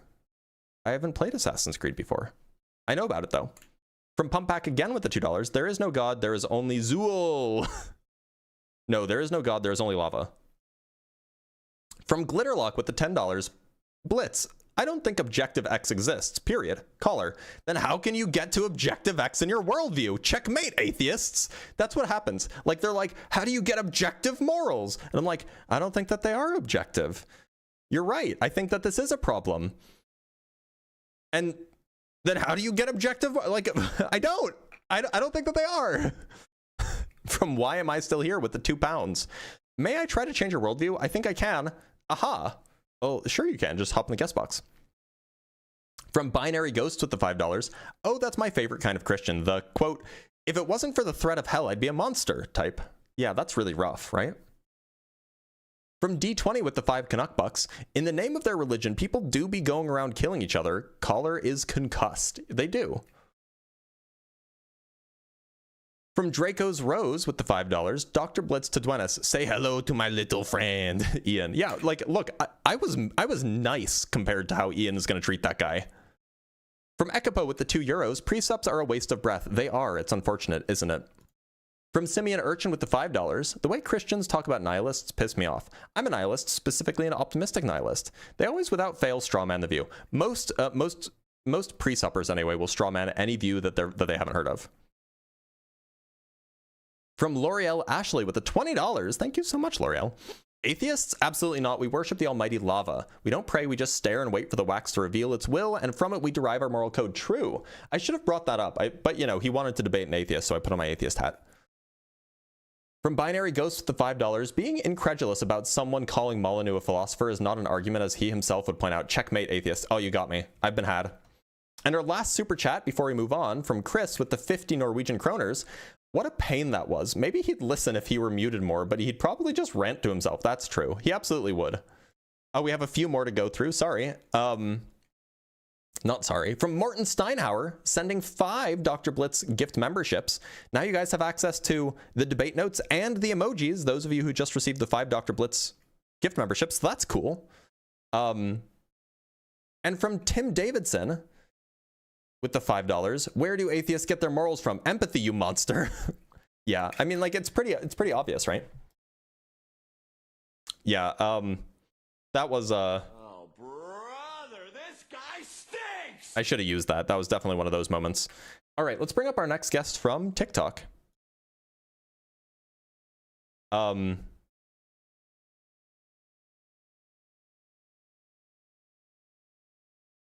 Let's talk to Veriu.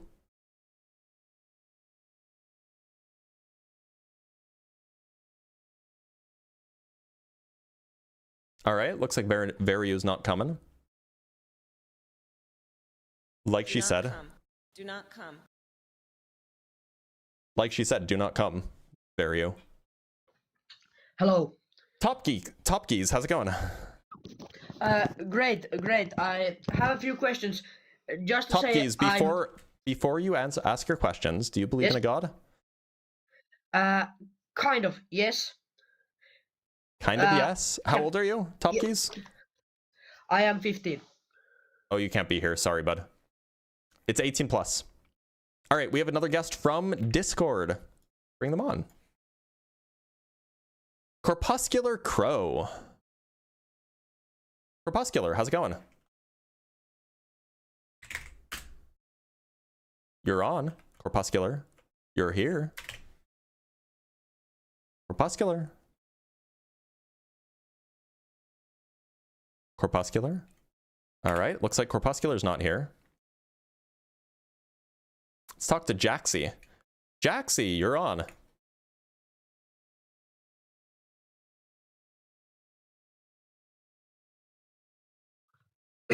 Jaxie, welcome. Hello. What's up, Blitz? Not a whole lot. Jaxie, do you believe in a god? I do. I think Okay. it's no question there's a god. Okay, yeah. So look, I don't. I'm an atheist, right? So like, what would you say is like the most convincing thing that you could offer me that might bring me over to your side? Because, you know, if it's true, I want to know. So most of my beliefs are from my subjective experience, but I think you can come to the belief in God just within your own self. I think if you look in this world around us, you see a lot of evil, you see a lot of problems, you see a lot of imperfection. Yep. And when you get away from that and you go far inside yourself, you get out of the material and you come to God. I'm a little confused. Why What? should I think that there's a god? Because when I step away from the external world, I don't follow. I don't follow how this works. Okay, I'll try to get you there. I listened to a bit of the last caller. Oh, that was a shit show. Sorry about that. I was popping it out. But what do you believe? Are you atheist or are you Yeah, I'm an not? atheist. Right, but you were like, oh, I'm kind of this, I'm kind of that. Oh, well, so atheism is not the same thing as materialism or Platonism or physicalism. Those are all like additional like views about ontology, which are like unrelated to atheism. Right. Okay, but you Atheism think is just there that. Atheism is just a commitment to the proposition that there is no God. I just don't think that that's. I just don't think that it's true that there is a God. You are confident that there is definitely not a God. Well, I mean, like I'm as confident in that as I am that, like, I don't know, that gravity's real, I guess. Like, I'm pretty confident. Well, like, I don't know. We could like try to figure out exactly how confident I am. Maybe less confident that gravity is real, more confident than, like, I don't know, that a sports team will win the next sports ball thing. Like, So it's like a I'm, guess? you know, Like, I have some degree of certainty. Maybe call it like 95%. I don't know. Mm-hmm. because I think objectively, we would probably agree that you can't know one way or the other. Like, I can believe It just in a depends God, on it just maybe depends that's on in a what creative- you mean no. I don't think that one can be like 100% have 100% certainty of basically anything, but I think that we can still have knowledge about things even if you're not 100% certain about them. So like my view is that like I know that there is no God in the same way that like I know that my wife loves me. Not in the same way, but perhaps to the same degree. Like she could be like tricking me for the last 14 years, right? But that would be like seems really unlikely. And so do you think that this world came together by chance? I don't think that that's the alternative. Well, what's like you could what be a is determinist. your- You could be a determinist, right? And you could hold the view that like there's no other way the world could have been. But what would that belief lead you to? Just lead you Like, to what a in belief this about. reality makes you believe? Well, I mean, the laws of physics are pretty good at predicting what happens in the future based off of what happened in the past. Okay. When I experience the world around me, there is a clear artistry to it. It's not randomly thrown together. There's patterns, there's decisions, there's harmony in many things around us. I mean, I just don't see it. I You see the don't see that patterns. I see the trunk patterns, of a tree absolutely. becomes branches, and the branches become the same ratio of leaves, and inside of the leaves is the same ratio. I see the patterns. I just don't see how that means that there's like intention or like a mind behind it. But it's perfect. You think it's perfect? I don't know if I would say it's perfect. I guess as perfect as material can get. That's part of I could think of a problem in lot this of ways world. that it could be better. Such as?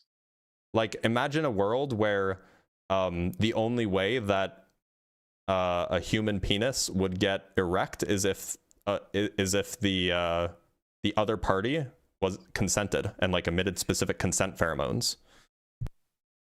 Why is that better? Then rape wouldn't happen. That's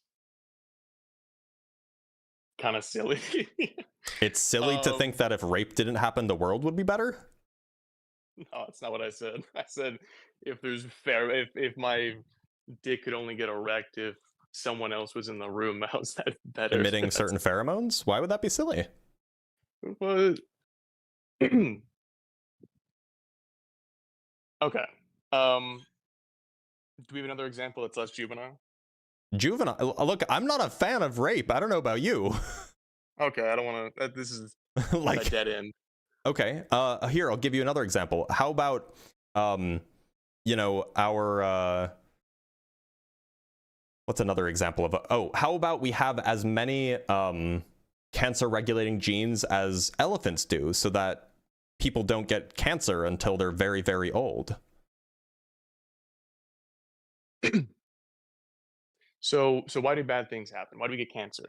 Why do I'm not our friends asking die? that question. I'm just offering a way that it could have been better. Okay. So my belief, in line with God, is that the physical stuff, the material world, is an imperfect substance. Like you can try to make the. I thought you said it was perfect. sandcastle.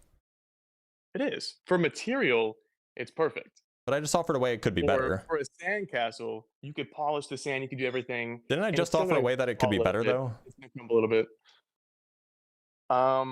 That's subjectively better, you know? So you What think if- that, so do you think that, like, when you say subjectively better, what do you mean? I think God created chaos on purpose. Oh, so God is a god of chaos? Not necessarily God is the god of chaos, but chaos is a necessary part of our existence. If we Including didn't have cancer. chaos, yeah, if we didn't have chaos, our life would be very boring. I think that our lives wouldn't be boring if we didn't have cancer. Just if saying. bad things didn't happen, our life wouldn't be much of a story. I don't think that not having cancer would make our stories worse. I'm nervous to like go into like scripture of the Bible because I think that'll just hit us into a dead end. Is it cool if I read a small paragraph from Tolkien from The Hobbit? Sure. Okay, let me find it real quick. Okay, so this is from Bilbo and the dwarves and Gandalf. They get to Rivendell, Sure. and they meet Elrond, and they get to the house. Uh-huh. And Tolkien says, "Now it is a strange thing, but things that are good to have and days that are good to spend are soon told about, and not much to listen to. While things that are uncomfortable, palpitating, or even gruesome, they make a good tale and take a deal of telling anyway." And if we had a creator and our lives were perfect, we were put here for a reason, and nothing went wrong, there was no trials, there was nothing I didn't say that there are no trials. I just said that to we get overcome. cancer. I'm just saying that like kids don't get cancer, right? That doesn't seem like much of an ask. You can still have trials even if kids don't get cancer. It's part of the chaos.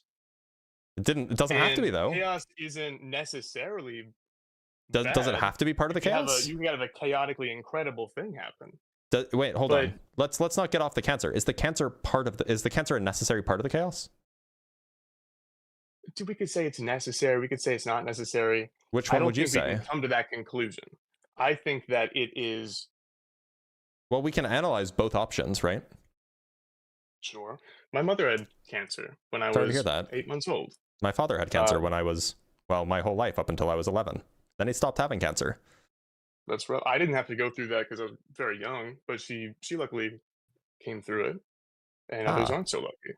Yeah. But I'm glad that your mother came through it. thank you. How's your father? Oh, no, he stopped having cancer because he died. Sorry, man. Yeah, I mean, it's okay. It was 20 years ago. But my point is like, That's not okay. Like, that well, I fucking mean, you know, sucks. you deal with these things and you live with them, right? My Hey, point is right, that like there is a way that the world could have been, and we even see it in the animal kingdom, right? Elephants have a certain number of copies of a gene, and that gene is protective against cancer. Basically, it's basically a cancer protecting gene. I think they have 7 of them, and so elephants like basically never get cancer. They usually die of other things. Humans, on the other hand, only have 2 copies of that gene. So while we get cancer less than like mice do, we do get cancer way more often than elephants do. So my point is God could have given us the 7 anti-cancer genes. And if that were the case, then we wouldn't, like, at least not until old age, we wouldn't have kids getting brain tumors.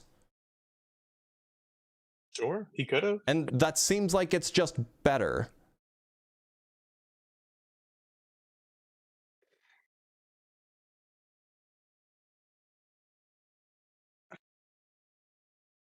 We can nitpick. We can say that, oh, it'd be really This isn't cool if my neighbor nitpicking. The didn't question steal is my whether or bike. not the material It'd be world is cool the if- best it could be.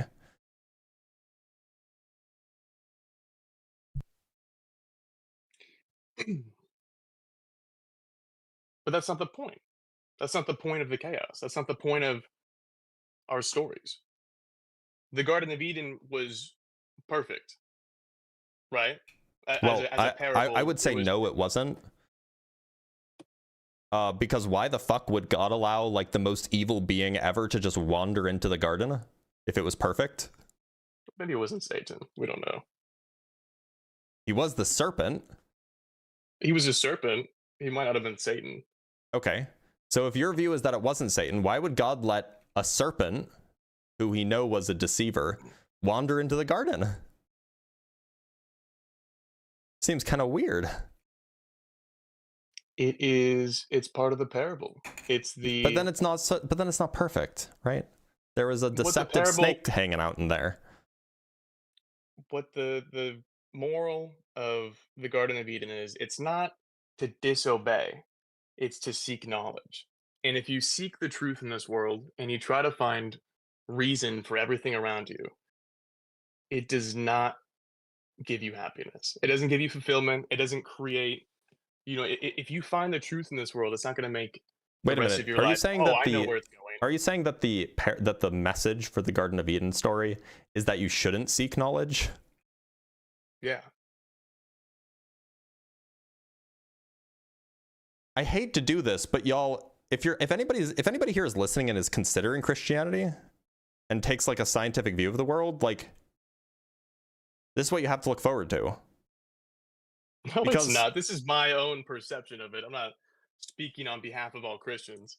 Well, do you think that the Garden of Eden do you think that your interpretation of the Garden of Eden is incorrect? Is an incorrect interpretation? My interpretation of that parable is that, and it's based off of my own reality, which is the further I try to go in, the further I go down the rabbit hole of what's this world around me?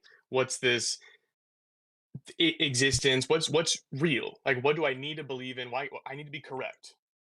And all it leads to is anxiety. All it leads to is me lying awake, scared of dying, and that's not helpful. Tell me about it.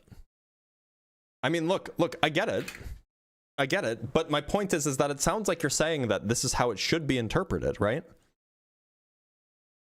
No, that's my interpretation of it. How do you think the we can go to authors a intended different it to be read? interpretation. How do you think the authors intended it to be read?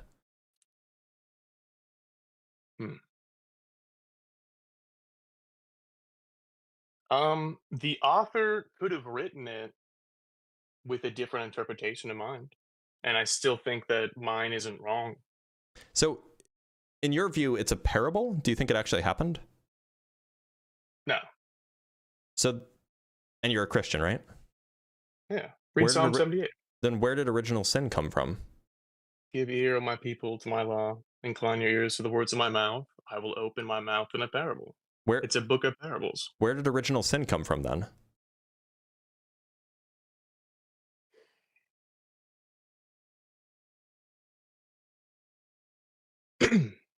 I haven't found that yet. Okay, that's fair. I could guess. No, I appreciate the honesty. I mean, like, if you want to speculate, you can, but I appreciate the honesty there. But it's been my reality in the past year that when I try to build a relationship with God, something inside myself, I'm not God, but there's a connection. If you close your eyes, you get rid of outside of yourself, and you go inside, there's something there you can build a relationship with. And when you spend time with that thing, you find peace. And the bad things can roll off, and we can get through it together, and you take a walk with them. I mean, look, who am I to say that you can't find peace in these beliefs? I'm not here to tell you that you shouldn't believe. But and look, like, maybe the situation that you're in it's just like, this is the best way for you to be. But I don't take the view that seeking knowledge is bad. I don't take the view that seeking knowledge will lead to anxiety and misery. I take the view that figuring out what's true about the world is intrinsically valuable, that it has value just for its own sake. And so, if God exists, I want to know it. It doesn't seem like God exists, though, from all of the people I've spoken with, from all of the reading I've done. And so, I don't know, man. It just seems like that the way that we can come to figure out what's true about the world is just not through this book. It might not be for you. I mean, it's a book of parables. I mean, there's some history in the book, right? There's some historical facts there, but if you don't think that Noah's Ark happens, we're told to believe that, oh shit, now I can't believe any word in the Bible. Like, that's insane. Like, there's deep knowledge and wisdom in this book that you don't have to believe that the ocean was split in two. You can. It's a beautiful story. It's a great But story. if you Have you seen Prince of believe in the Egypt? miracles, Okay, yeah. I know, I mean, honestly, like, it's just a great story. Yeah. Also the 10 Commandments, that was a cool movie. Yeah. Um, but you don't have to believe in all the miracles to believe that there's a creator. So I guess my question is, do you take this stance towards other religious texts? For the most part. I think that if you um find a religion that gets you through this life, that's probably okay. Um, I still think you should believe in your creator. I think he But like, I guess what I'm um, getting at is, if you take the view that there's valuable stories in the Christian Bible, including like the Old and New Testament, right? That there's valuable stories there and they will help you get through this life. It seems like, and you know, I don't know how much you've read. Have you read like any of the Hindu scriptures? Like, it's hard to call them scriptures, but like, have you read like the Bhagavad Gita or the Upanishads? no, I read through the Lotus Sutra a bit. I read But okay, so some stuff in you've done a Quran, little but bit of reading. I guess my point is like, when you read these things, there's wisdom, there's good stories in a lot of these ancient pieces of literature. And so I guess my point is why call yourself a Christian if you can find value I don't think I've probably in called all of myself that. these? I do call myself that, but in this conversation, I don't think I've called myself a Christian. I think you did. Didn't you at the beginning? Maybe I could have. No, but I mean, like why pick and choose one particular scripture when you can find value in all of them? I was raised a Christian. I was born into a Christian Okay, family. honestly, that's a I was good reason. teenager. I thought I was, cool as shit and trying to figure this thing out, and then I stopped believing in it. Sure. I looking into pagan shit and looking into, what's this world around us. But the more you learn, you're like, oh, I don't actually know anything, and I have anxiety, and now this fucking sucks. Sure. And when you come back to it and you say, oh, God loves me, this is awesome. Look, like it's such a better way to get through this life if you believe in the love of your creator. You may very well be right that is a way to be less miserable, or that is a way to have more joy in your life. You might be right. I just can't bring myself to believe in something that I don't think is true. You know? And you know, that's like I'm of the opinion that you don't really choose your beliefs. You kind of like have beliefs and they form based off of the things that you think about and the things that you know and the environment that you grew up in and all of that lovely stuff. So like it's just unless somebody can give me a good reason to believe in it, it would be hard for me to just decide to believe, you know? And when I say a good reason, I mean like some sort of justification, some sort of evidence or something like that. I can understand though that if it's something that you grew up with and something that brings you comfort, I can understand why you would believe in it. I'm not. Right. I think that's totally reasonable, actually. Right now, I believe that it's a book of incredible parables that have. It's not wrong if you live by Jesus's 2 commandments to love God and love your neighbor. It's perfect. Like, how could that be wrong to teach your kids that? What if your neighbor's a Nazi? You can still love him and not agree with that. But why do you have to love him if he's a Nazi?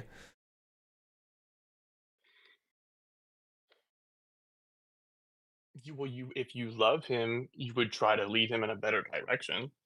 You would try to have conversations with him. You would try to not if you just close him out and let him do his own thing, that's not helpful. I mean, like, that's not love. You know, like 80 years ago, we didn't just close them out and let them do their own thing. We actually went to war with them and then like killed a bunch of them, right? Sure. And I don't think I think that was probably the right move. Because Nazis are like bad. They do arguably like evil shit, right? Maybe arguably the most evil shit. Generally, people who are genocidal maniacs, really bad. Shouldn't. I don't know if we need to be having like active conversations over and over again with Nazis. Murder bad, racism bad, yeah. Yeah, right. You got me.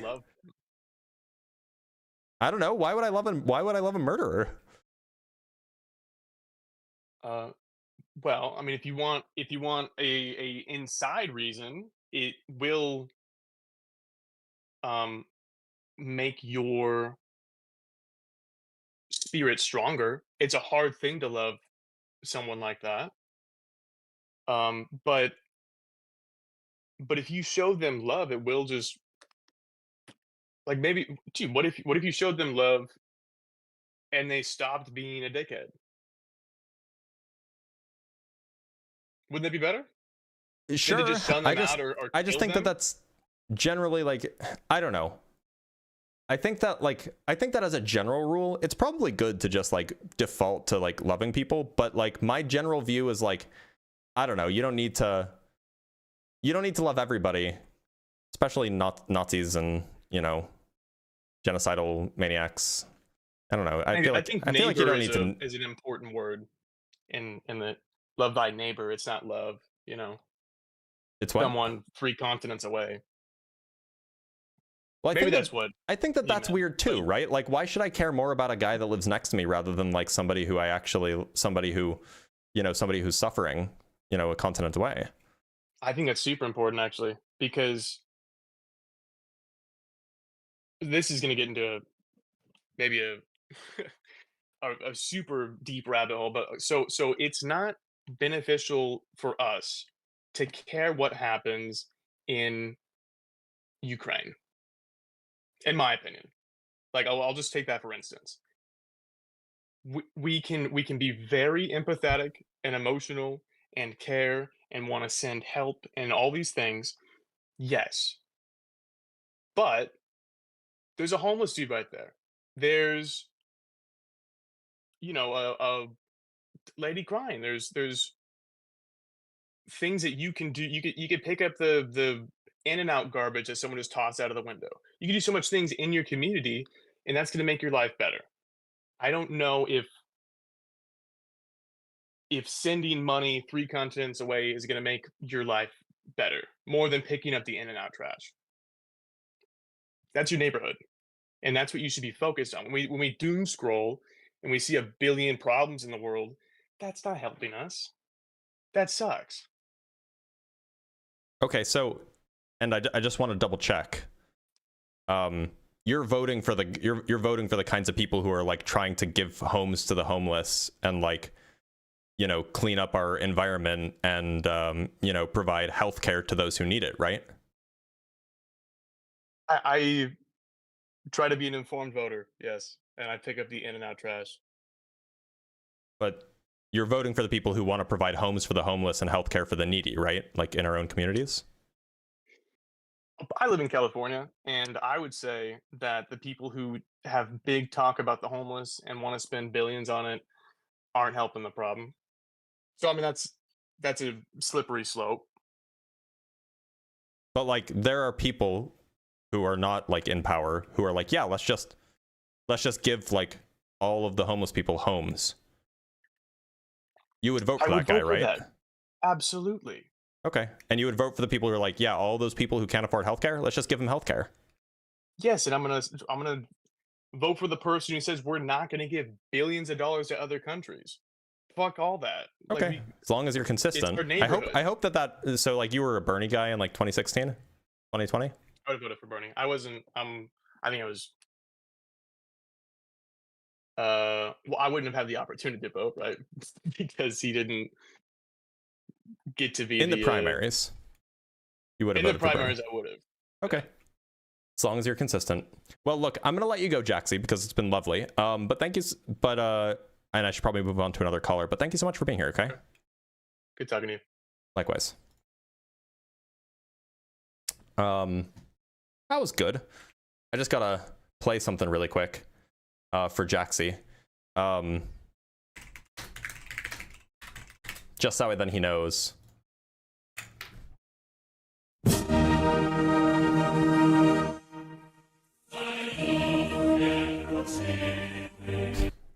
Sorry, I have to do that every time.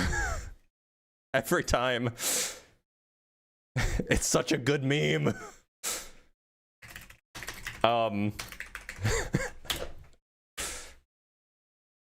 All right, let's read some super chats and we'll move on to our next guest.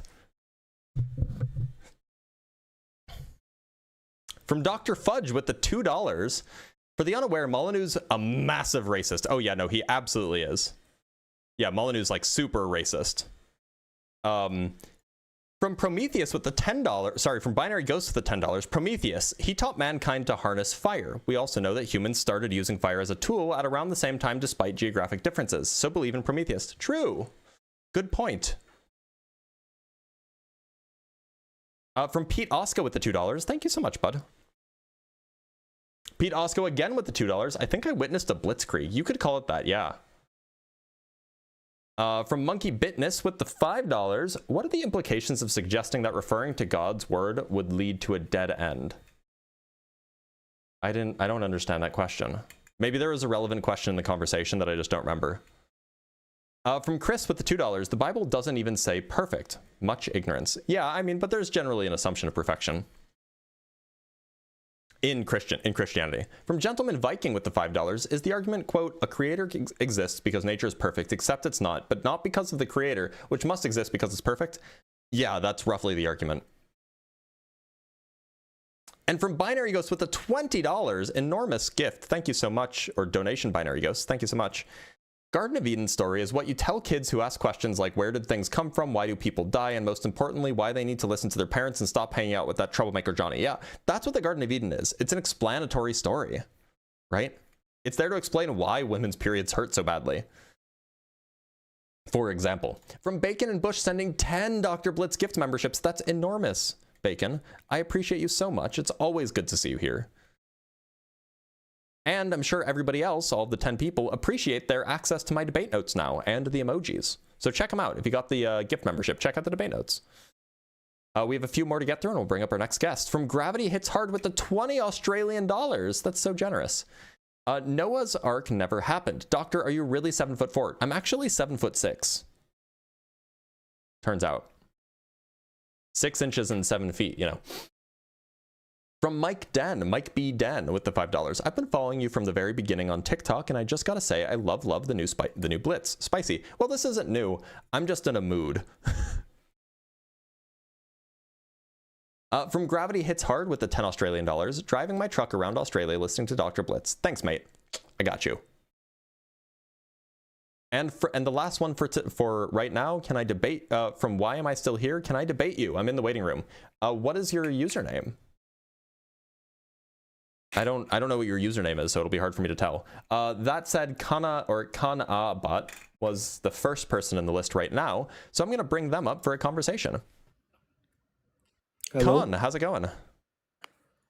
Hello? Can you hear me all right? Yeah? Neat. Khan, do you believe in a god? Yes. And which one would that be? Does it has to be the Christian god or like the gods from like the Muhammad things, like It doesn't have to be. or I just want Christian? to know which god you believe in. There is a god in my religion called, like, rough translation, like the karma god. Okay.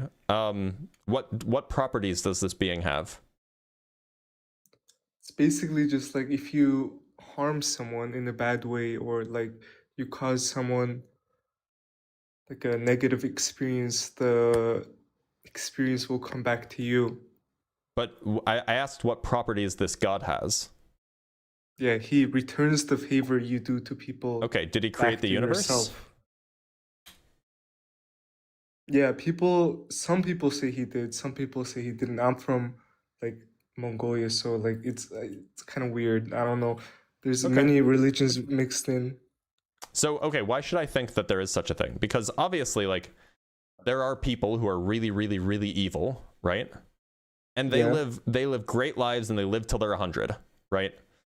And then Yeah, there are like people who are Epstein. otherwise great people, but they die young. So what's the deal there?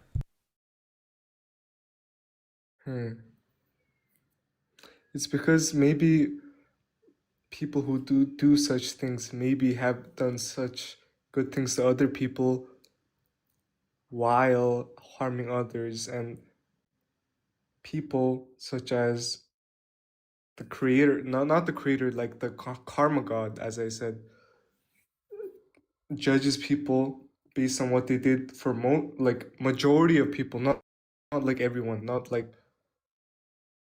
everyone in the same thing, but like mostly everyone. He did good things for have you heard about the person from China who created hybrid rice, No. which saved millions of people from rice? But I'm talking not from rice. I'm talking about, like, you know, people like who was the guy who died recently who Henry Kissinger? Is he still alive? I hope not. Do you know who Henry Kissinger is? No, I have not heard about Henry Kissinger. So Henry Kissinger was an American diplomat, and he was pretty instrumental in, like, making the Vietnam War as bad as it was. Uh-huh. The Vietnam War was really bad. Like, hundreds of thousands of people were killed. Yeah, it was pretty fucked. It was destructive, and like innocent civilians were, like, it was horrible. And like, it wasn't all his fault. Crazy. But like, a lot of it was his fault, and he lived to be 100, and he died. He died surrounded by family. You know, he was well regarded amongst them. Like, he was well treated. He was like a pretty important person for all of his life. Like, where's the karma in that? Well, I mean, you could say karma comes after the life here right now, but since there's no proof of that, it's pretty hard for me to say to you that there will be karma coming to you in the life that you live now, and then it'll be pretty fucking stupid for me to say that karma will be coming in the afterlife. But for my belief, I feel like karma comes. It's not. I feel like there will be karma that comes to him after the afterlife, or this life we live right now is pretty fucking stupid, and the God that created this world is a flawed God, a God that is not perfect, not loving. If something like that happened and he is now going unpunished. But like, then why? But like, okay, so look, unless you can convince me that there's an afterlife, it seems like there's not much that you could offer me to think that indeed there is this karma. How am I God. going to prove to you that there is an afterlife? I don't know. You came up here. The claim is, or the question is, there's no proof that there is an afterlife, or there is not an afterlife. But so the question is, can you convince me to believe in your God? And if the only way that you could convince me to believe in your God is to first convince me that there's an afterlife where the karma happens, then I don't see how you're going to be successful. Well, you cannot prove that there is an afterlife or not, bro. That is that is basically just afterlife, bro. You just gotta believe in it or not. And I don't believe in it either. It's just my. But then how can there be karma? Where is the karma for Henry Kissinger? Because this is a flawed universe, bro. But I thought the karma God gave people what they deserved. You do bad things happen to you. No, I just said that was from my home country's religion, bro. I'm just. Oh, well, what do you believe? I'm asking what you believe. I believe in that. I think you're just cooked, bro. You're just cooked. There's nothing after life, bro. If you just live as you want right now. I'm glad we agree. I'm glad we agree, Con. I'm gonna let you go, but thanks for being here. We're just cooked, bro. He seemed young too, so. All right, let us talk to somebody from Discord. Let's talk to Rowboat Daddy. I don't know, I saw their name pop up in chat for some reason. Rowboat Daddy. Can you hear me? Rowboat Daddy. Oh, you're the guy who's... Yeah, you wanted to debate. You're on. Why am I still here? You are currently on. The Rowboat Daddy. Or... Do not come. Do not come. Do not come. Hello there. Rowboat Daddy, how's it going? It's going perfectly splendid. How about you, mate? I'm doing A-okay. Rowboat Daddy, do you believe in a god? Yes, I do. I believe in the Christian God. Okay, and look, so I don't. There are some arguments, some evidence, or something that you could offer me to convince me that the Christian God is real? We can talk about it? No, whilst I've been like watching your stream, I see it just say, "Can you convince me to believe in your God?" I don't want to do that because I believe that personally is morally wrong. I'm pretty sure that if you're a Christian, then you actually believe that it's a good thing to try to bring other people to Christianity, right? Oh yeah, no. Many people with faith, I know people like that who do agree with that kind of view on the world. But isn't that in the Christian Bible? It is, but I personally believe that the Bible itself is morals. Morals, some good, some bad, and people interpret that in different ways, as one of the previous callers said. However, the way I perceive it is more to the fact that you can I believe in live and let live, if you get me. Okay, but so Matthew 28 verse 19 and 20 says, "Therefore go and make disciples of all nations, baptizing them in the name of the Father and of the Son and of the Holy Spirit, and teaching them to obey everything I have commanded you. And surely I am with you always to the very end of the age." It's like, it seems like it's actually like commanding you to go make disciples of all the nations, right? Oh yeah, of course. Like, that is obviously what it is supposed to be. That is supposed to tell you, go make everyone you find out there, if they're not Christian, make them a Christian. You know what I mean? So then why did you come up? The question, like, if you don't want to convince me to believe in your God, why come up? I want to see if I can, because what interested me the most about your stream is, like, obviously the debate is a very interesting part, but I want to see, like, kind of, obviously you're not like religious, right? You're atheist fully? Yes, I'm an atheist, yeah. Right. So I want to know, like, what's your personal belief, if you get me? I don't believe in a God. I don't know what other things you're asking about, but I don't believe in a God. So, like, you believe fully in science? I don't know what that means. Like, I think the scientific method is really effective. No, like, I mean, how the world came to be, Big Bang, evolution. Yeah, that sounds about right. Yeah, and that's, I'm not going to say that's a wrong worldview. I'm going to say what you believe is totally fine, because I'm not going to lie. The whole reason I became a Christian is because I'm afraid of what comes next, if you get me, after I die. Yep, that's a good reason. The fear of the unknown. If you have the fear, I can understand it. Exactly. I want to personally believe that when I pass on, I'll go somewhere. Good or bad, I'll go somewhere. Yeah, But, I wish I could believe that, but I don't. Because exactly. it doesn't seem true.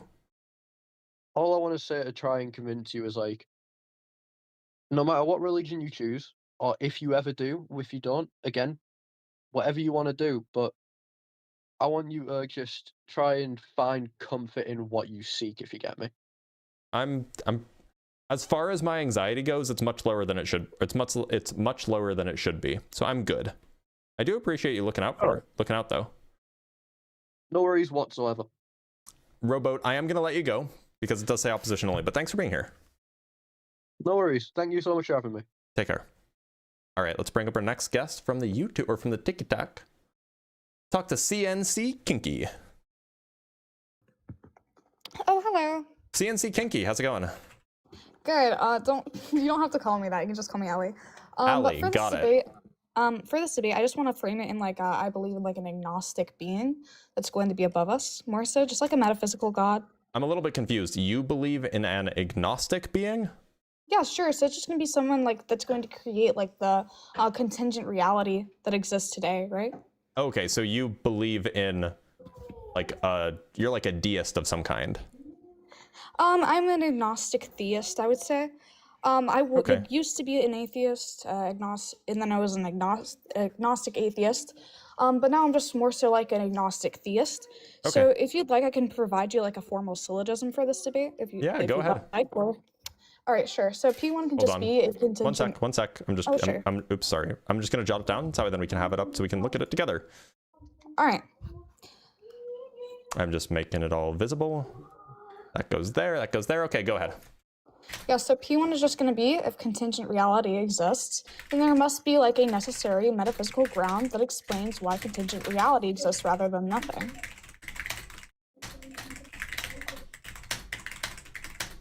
Why there exists reality rather than nothing. Okay. And then P2 is just going to be contingent reality exists. Mm-hmm.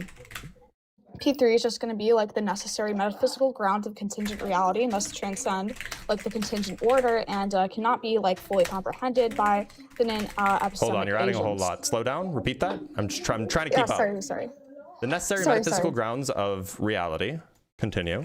Yeah, grounds of contingent reality must transcend. Must transcend the contingent order and cannot be fully comprehended by finite epistemic agents. By epistemic agents. Okay. And then the conclusion is just going to be, therefore, a necessary transcendent, ground of reality exists. Transcendent ground of reality exists that Whose cannot full be nature is fully epistemically- comprehended. Yeah, sure. Okay. By epistemic And agents. you could just see this as like an agnostic god, right? So you just mean a necessary transcendent ground of reality. Yeah, sure. So I would Right. frame that to be like a god, right? Why would you call it a god? Yeah, I'm just gonna call it a god because I would more so just see like a god, a necessary being, or like a grounding of reality, right? So we could just see this god to be like a contingent grounding of this reality, right? So just to check, you're a theist, an agnostic theist, but a theist nonetheless. You're not a deist, right? No.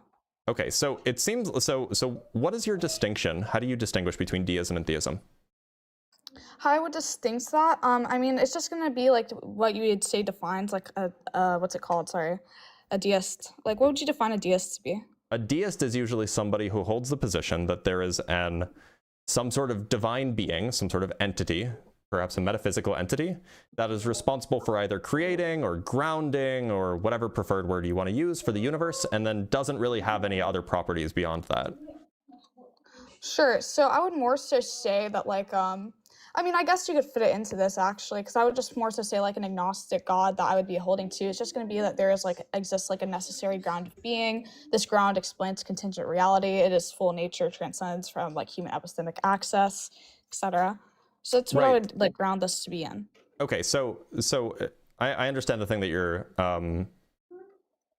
describing. How do you get from this to, and maybe you just don't, how do you get from this kind of argument to a mind? From this kind of argument to a mind? To a being with a mind, yeah. I mean, I would more so say it's just going to be grounded in like formulas. Like I like to study like, for example, formulas that are going to lead to logic. So I guess we could just use like logic or probability to, grant this, right? Well, okay, but then it seems like that you could grant this entire argument, which by the way, I just want to double check that probably P3 and the conjunction of P3 and P1, I might probably have to adjust them, but it's close enough to valid. You could probably just grant all of these premises and still be an atheist and just be a Platonist. I mean, I thought that like more so atheist is going to just be more so leaning towards I don't believe in any god. I'm not, or like more so I'm not sure on to what God exists, I guess you could say. Well, but so like this argument doesn't imply the existence of a god. It doesn't imply the existence of a being with a mind, and that's usually like. I mean, I wouldn't ground a god to be a being with a mind. Then you're just then you're just using God in a very idiosyncratic way. Like the word God, as understood by philosophers, is a being with a mind that's typically responsible for creating or grounding the universe. Sure. I mean, I more so just grant this to be like a being of power or like an entity that would create a universe, etc. So like an entity that or a necessary entity. This doesn't even have to create it. It just has to be a ground for it. It doesn't even have to be a creative action. I mean, sure. I guess I could grant that, right? Yeah. So, that's consistent with atheism, though. That's consistent with Platonic atheism. Platonic atheism. So do you not hold to Platonic atheism? I'm not a Platonist. I'm a nominalist, and so I actually take the view that it's not even clear to me that the reality is contingent. But like I could be like, if I was putting on my philosopher's hat, I could just be like, okay, well, I'm a Platonist. I take it that the only thing that exists, say, or let's say I'm a Platonic maximalist. Let's say that the only thing that exists are those abstract mathematical objects. And those are the grounding for the contingent reality that emerge from them. Then I would just grant all of these and say, yeah, so the only things that exist is math, and that's not God, therefore I'm still an atheist. Like, it just seems like this argument is consistent with atheism. I mean, I more so would frame atheism to just be like the belief of there not being like a creator, etc. Like, right, I more so you can grant all of this argument and still not believe in a creator, right? Because this argument doesn't imply a creator; it implies a necessary transcendent ground to reality. right? I mean, yeah, But that's not a creator. Yeah, so like I guess you could say like the properties of what I'm holding to of like this entity or being could just be like necessity, non-contingency, simplicity, and just like the transcend of what's it called? Well, I don't think you get to spatio, simplicity from this. tempority. I mean, I would say so because if it were composed of parts, then those parts would just be like ontologically prior or explanatory, right? So that would just No, mean not that they necessarily. depend on, No, I mean you could be like a priority monist and hold the view that like the whole is prior, ontologically prior to the parts, and then you just can have something that's not simple, but it is still fundamental, or it is still ultimate, or transcendent, or whatever word you prefer. I mean, I would more just say it's going to be, it's also going to have like the property of simplicity because it lacks like metaphysical parts, like not structurally assembled. Well, so by simple, you just mean it doesn't have any, or all of its properties are identical to the whole. I mean, yeah, sure. Well, it just seems like that doesn't follow from this argument, right?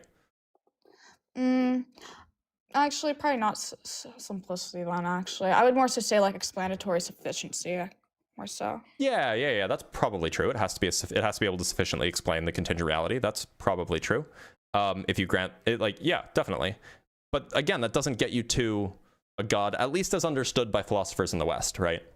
I mean, I was more so just holding like I guess we have like a different definition of like a god, because I would just more so say like a god is just going to be like an entity or like a grounding for this reality that we are currently living in, which I would grant to be this non-contingent being that's going to create contingent things, or it's going to be a cause of contingent things. Well, it doesn't even have to be a cause. It can just be a grounding of, right? I mean, yeah, it's kind of what I mean by like the grounding there, right? Well, look, so grounding and causing are kind of two different types of relations. On the one hand, you can have like a grounding relation between like mathematical axioms and mathematical theorems, right? So the axioms ground the theorems, but as abstract objects don't have any causal power. So in no sense of the word do the axioms cause the theorems to be true. Rather, they just ground them.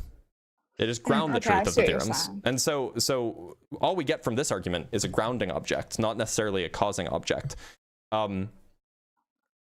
Now, like my general view is that it's not clear at all. Like so first of all, this argument seems like it's consistent with what most people would understand atheism to mean. But putting that aside, I don't even think P1 or P2 are true. Yeah, sure, or why P3 not? for that matter. So I actually don't think any of them are true. So it's not clear to me why we should accept that just because contingent reality exists, or it's not clear to me like why I should accept P1 if there is a contingent thing, that there must be a necessary explanation. That's not clear at all. Nor is it clear why that necessary explanation has to be a metaphysical grounds. The second is for premise 2, I'm not even sure if reality is contingent. And then premise 3, I guess, actually, maybe I would, if I grant that a necessary metaphysical grounds of contingent reality exists, it must transcend. And yeah, I also don't see why like a necessary metaphysical grounds couldn't be fully comprehended by epistemic agents. But like, P3 is not really where the contention is, I guess. So you just don't necessarily like agree with these? Well, yeah, I mean, you would have to defend them, right? I mean, yeah, I mostly get this my information off of like philosophers, for example, like David Lewis. Sure. He's just gonna treat like possible world semantics as like alternative, logically coherent worlds as like metaphysically possible. So it's just going to be like we're going to need this creator sure. of contingent things in all universes. I would say it's just going to be like we're going to break this down into probability. So like I guess I could probably think of like a formula for that. Well, no, what I'm getting at is so like P1 to some extent kind of assumes the PSR, right? And so I'm just asking, what's the justification for the PSR that you're giving here? What the justification would be? I mean, I'm not really. Yeah, I'm not really so sure about that actually. Okay. And what's the justification for holding the view that our reality is contingent? Oh yeah, so I would just say that because the contingency of physical reality would just be like a contingent thing. Like a thing is contingent if it could have been otherwise or could have failed to exist. So like Yeah. physical reality, like the universe and its laws, constants, right, could have like been otherwise or could have failed to exist, right? I think we could both agree on that. That's what the word contingent means. I'm not ready to grant that the constants could have been otherwise. I mean, I would just grant that, like, I would just say that, like, the composition implies contingency, no? I don't think so. I mean, like, imagine that you had like 3 necessary beings, then the union of those 3 necessary beings itself would be necessary, and yet the union is composed. I mean, I would just more so take this as like what like the physical reality composite would just be is it contains like parts like fields, particles, structures, and then it exhibits what's the word? Spatial extension, I think, and it just undergoes change. So like anything composite depends on like constitutes and the relationship. So like dependence implies contingency because of rearrangement or absence of parts is possible. How does dependence imply contingency? I mean, I would say dependence is going to imply contingency just because of rearrangement or absence of parts is going to be possible. Suppose that you have object A, and object A is necessary, and suppose that by nature of object A existing, object B is able to exist. It follows from the K axiom of modal logic that object B necessarily exists. Now, object B is dependent on A existing. It is grounded by A, and yet object B is still necessary. I mean, I haven't really thought about it like that. I mean, I was more so just like granting this on like the reasoning is just going to trace back to like the metaphysical analysis of Aristotle, and it's just like we could just like later like just like classical thinkers could just like see what is composed as dependent, and then what is dependent is not necessary in itself. Well, right, but that's assuming like what is it? What's it called? Partialism? Or some sort of reductionism, but like that's not necessarily like that's not something that everybody's willing to grant. There's a whole not Wikipedia. There's a whole Stanford Encyclopedia of Philosophy article on priority monism, which is just the view that the whole is in some sense more fundamental than the parts that make it up.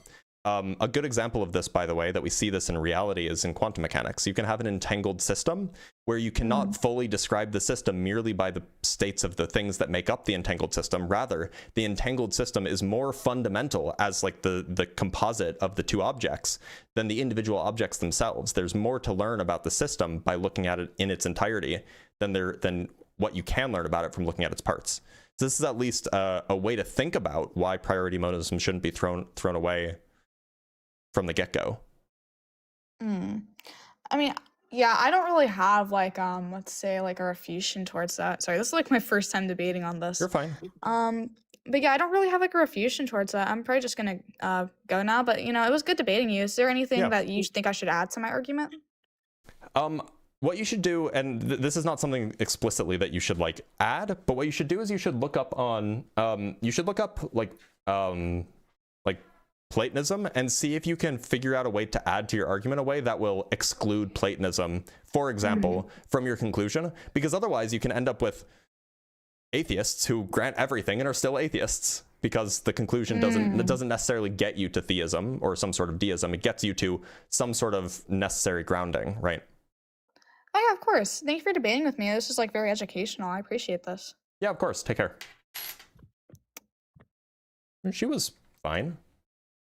It like, not gonna lie, kind of a weird experience. Because usually Philbros, and she was a Philbro, and that's fine. Women can be Philbros. Philbros are usually far more aggressive and far more, but like she was definitely a Philbro, but like was willing to learn, which was interesting, and I appreciated that about her. All right, let us bring up let's read some super chats, and then we'll bring up our next guest. From Gravity Hits Hard with the 10... Oh, I should hide this. From Gravity Hits Hard with the 10 Australian dollars. Oh my god, you are tall and smart. It's true. It's true I am. Both things. From Binary Ghost with the $2, I'm an occultist, but my cat is an anti-theist. Well, that's an interesting choice. Cats don't have beliefs. Yep, I'm 7'5". All right, let us bring up our next guest. Oh, let me write something down. Okay. Where's the button? Here's the button. All right, let's talk to Nurse Squirtle. Can you dunk? I am the dunk. Hello. Nurse Squirtle, how's it going? Good, how are you? I'm doing all right. Nurse Squirtle, do you believe in a god? Yes. Okay. Do you have a preferred name that I call you, or should I just call you Nurse, or? Kasha. Tasha. Okay, great. Tasha, what god is it that you believe in? I believe in the Christian God, in Jesus. Okay. And so, great. That's good to know. So, I don't. Why should I believe in that? Because, well, for multiple reasons. First of all, the Big Bang, it doesn't make any sense because life cannot start from nothing. Life has to start from life. Wait, what is... I'm a little lost here. I'm I thought sorry. you were telling me why I should believe in Christianity. What does the Big Bang have to do with that? Well, Also, the Bible hold on. Sorry, I just have to ask. Is there like a chicken behind you? He's my parrot. That's hilarious. Okay, well, tell your parrot he's a good boy or girl. No, boy, obviously, he's my parrot. Tell him he's a good boy, and I won't ask again, but that's hilarious. Anyway, right. Yeah, what does the Big Bang have to do with why I should be Christian? I guess I just started from the beginning with God creating Adam and Eve. I do believe that happened. And science's explanation for how we came to be doesn't make sense because life cannot come from nothing. Well, I don't think that anybody thinks life came from nothing. So what do you think it came from? I think it came from chemicals. Can you explain? Yeah, like, you know, I'm sure you took chemistry in high school. I did too. Like when you mix chemicals in a certain way, different things come out. And I mean, life is chemistry, right? Like True, we're just really, really complicated chemistry in like a meat sack. So I don't know. It just seems plausible that life could have arisen from natural chemical processes. So I brought up the Big Bang because it says that there was RNA in a prebiotic soup which was perfect conditions to create life, and that created a cell. But we're not able to replicate that. Even just creating RNA, we can't create something as complex as RNA and as simple as RNA, which is simpler than RNA DNA. isn't particularly simple, but like, okay, suppose that we can't create it. Suppose that like this is not something that has been achieved scientifically yet. Why does that mean that it doesn't make sense? I'm just saying there's no explanation for how even a single cell was created based on science. How do you think how do you think the first cell got here? Well, I believe that God created Adam and Eve as the first people, and he Yeah, created but like all how? women. But how? How? Yeah. Well, God is separate than us. He's eternal. He is omnipotent. And he is God. He's capable of doing anything. So he was able to Right, but I'm asking how he did it. I can't explain that. Well, I can't explain how it happened via chemistry. It seems like we're in the same boat. Okay. But like, you can't criticize me for not knowing how, if you don't know how either. I see what you're saying. I'm just saying that it's not something that we could replicate. It's a theory, but we're not able to use a scientific method to prove it, even in the simplest of life forms, which is RNA. That's what I'm saying. I mean, you're just saying that we don't know how it happened. Like maybe we got it wrong. Maybe it wasn't RNA. Maybe that wasn't the first thing. But like, yeah, we don't know how to do it. But that doesn't mean that like, it doesn't mean that it's not that it's nonsense. In the same way that you don't know how God did it, therefore it's nonsense. I see what you're saying. But I believe in the Bible and God and Jesus because there are so many things that came to be, and there's congruency throughout the text. There were different authors, and there's just too much evidence. Like, do you believe in the historicity of Jesus? I think he was probably a person, yeah. So historians agree not only that he was a person, but 75% of historians agree that it is a historical fact that he was crucified. Did you know that? Yeah, I would believe that he was crucified. I'm sorry, that he rose from the dead. Oh, I don't think that that's true. I wouldn't think that it was 75% of them think that he rose from the dead. So if you asked American historians, my guess would be about 65%. And the reason I say that is because about 65% of Americans are Christian. So when I say historians, I also mean atheist historians and... Right, so like 35% of the historians are going to be not Christians, so they would think that he didn't rise from the dead. And 65% would be Christians, so they would think that he rose from the dead, assuming that, of course, most historians represent the population. I suspect that that's not the truth, but I'd love to see like the study, or if you can like tell me the name of like the survey so that I can check to see this 75% number for you, because that seems really implausible. Yeah, it's actually the most contested historical fact surrounding Jesus's life. If it was contested, then you wouldn't say 75% thought that it was true. It wouldn't be contested at that point. It would be consensus. Oh, consensus. I'm sorry. No, but you meant what you said. It is contested. You're right. Most historians don't agree that he rose from the dead. Oh no, what I'm saying is 75% agree that he did based on historical facts. Facts. So can you find me the survey of the historians, or can you tell me about where I can find the historical or the survey amongst historians? Yes, I believe I got it from the website reasonsforjesus.com. There's references at the bottom. Okay, reasonsforjesus.com. Let's go. We will browse together. Okay, sounds good. And you're gonna tell me where to find this historical survey, okay? Okay. I'm on Reasons for Jesus. You don't even have to go yourself. You can just look on my screen. Okay. See it? So where do I go? I would just type in the search bar, historical. Historical, okay. Is it one of these? Let me see.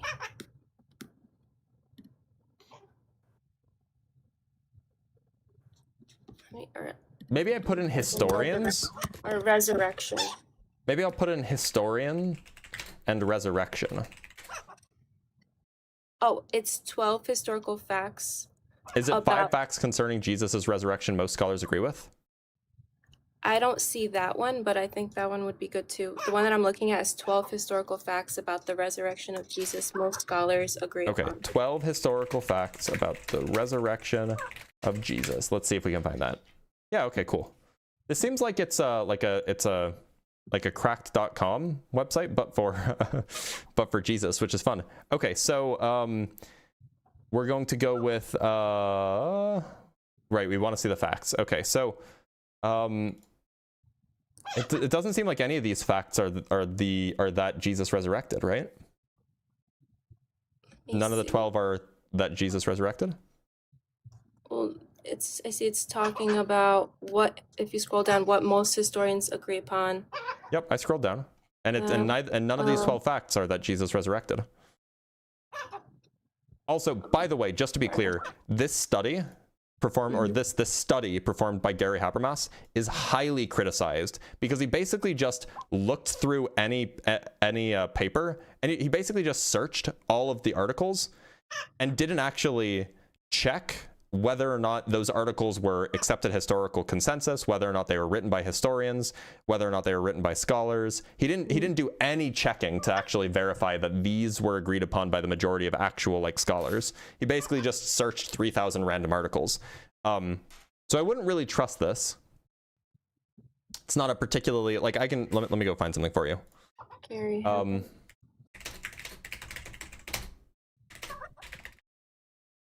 Well, he's saying that it's articles penned by professional historians. So we would have to look up individually if they're true. So here's another article which you should take a look at. Most critical scholars reject Gary Habermas's claim regarding majority scholarly opinion on the historicity of the empty tomb. Interesting.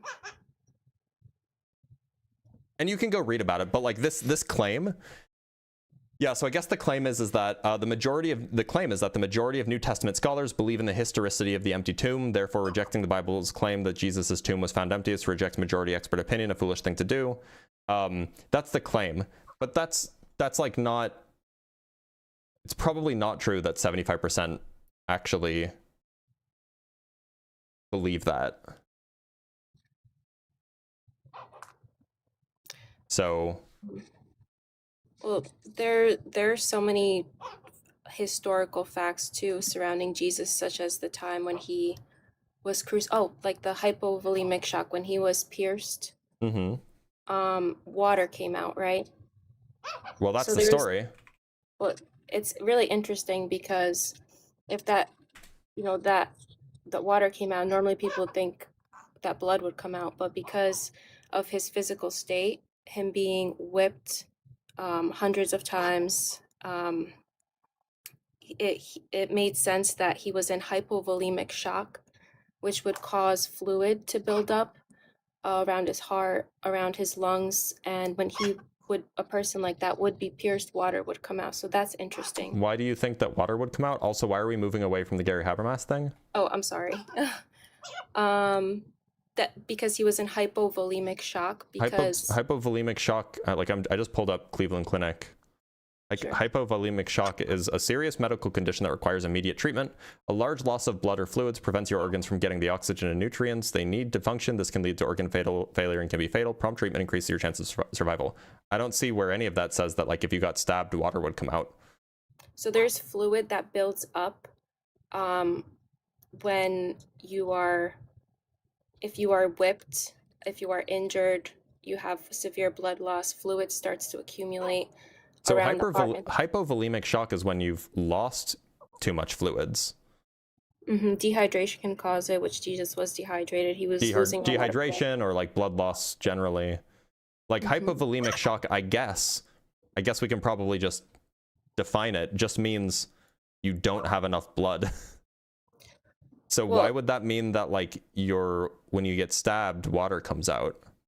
Because of what happens to the body is that fluid starts to accumulate around your organs, specifically your heart and your lungs. This is just what happens during hypovolemic shock, extreme trauma, blood loss. I'm not seeing that anywhere on this website. I can go look elsewhere, but like it says the symptoms are breathing faster than normal, feeling confused or anxious, sweating a lot, passing out, having skin that feels cool, feeling weak, having low temperature and low blood pressure, having a fast pulse.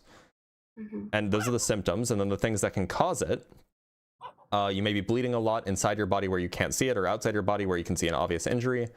Types of bleeding that lead to hypovolemic shock include bleeding from a traumatic injury, surgery, ectopic pregnancy, an aneurysm, or gastrointestinal problems. But it doesn't say anything about like fluids building up or anything. Like, yeah, so hypovolemic means that hypo means less volume in the blood, and that volume starts to accumulate in the body.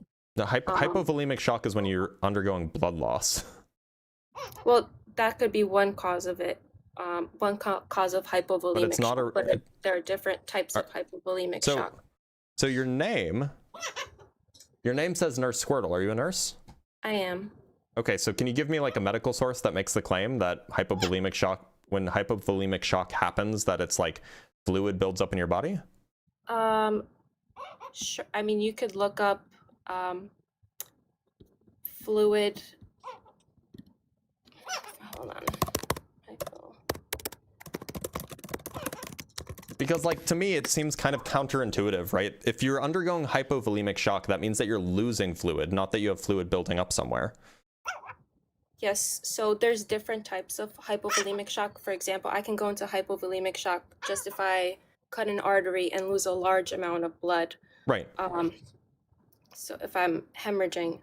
But but there's different things that can cause hypovolemic shock. One of them is why would hypovolemic shock cause fluid accumulation around the organs? that's a good question.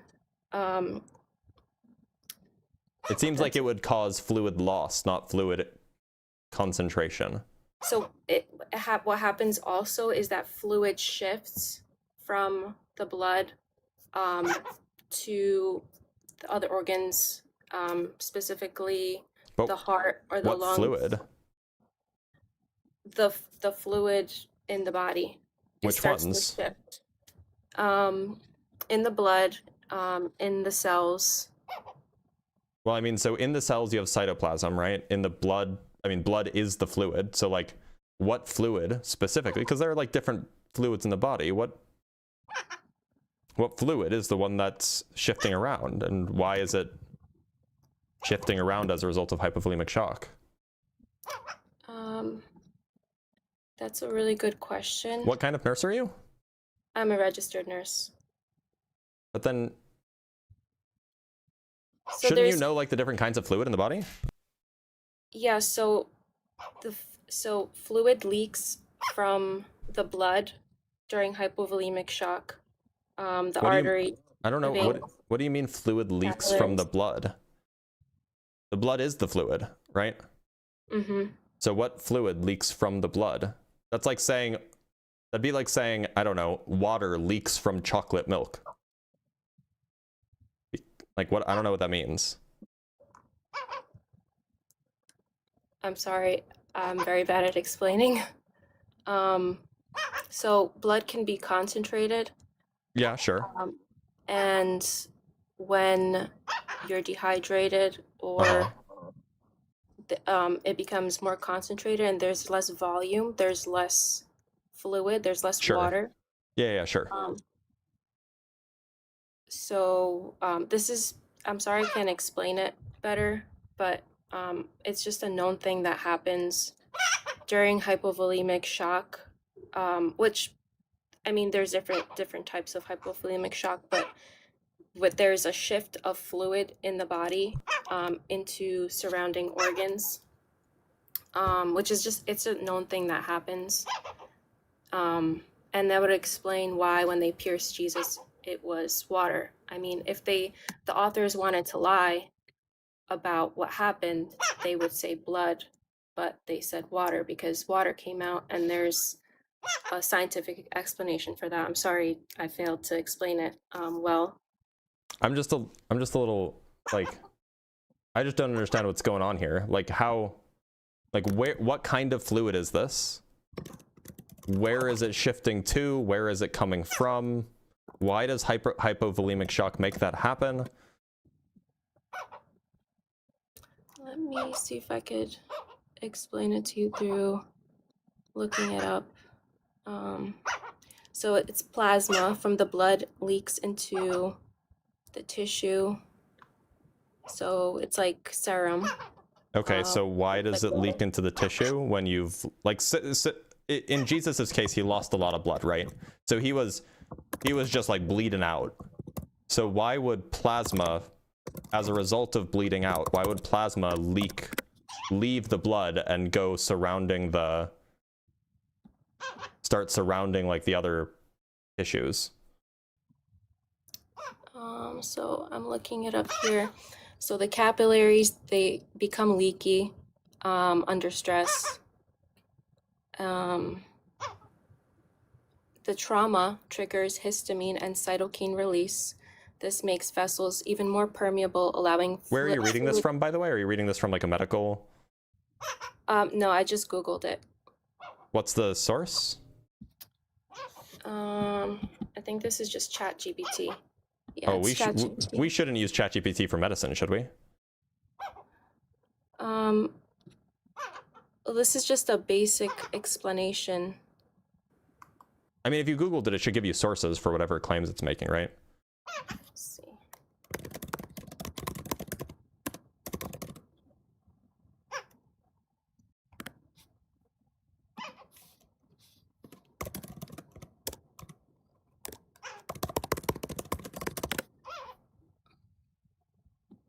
So yeah, it's because of increased capillary permeability caused by inflammation, severe trauma. So same thing when you like can cut yourself or burn yourself, right? Sometimes you'll have like pus will form.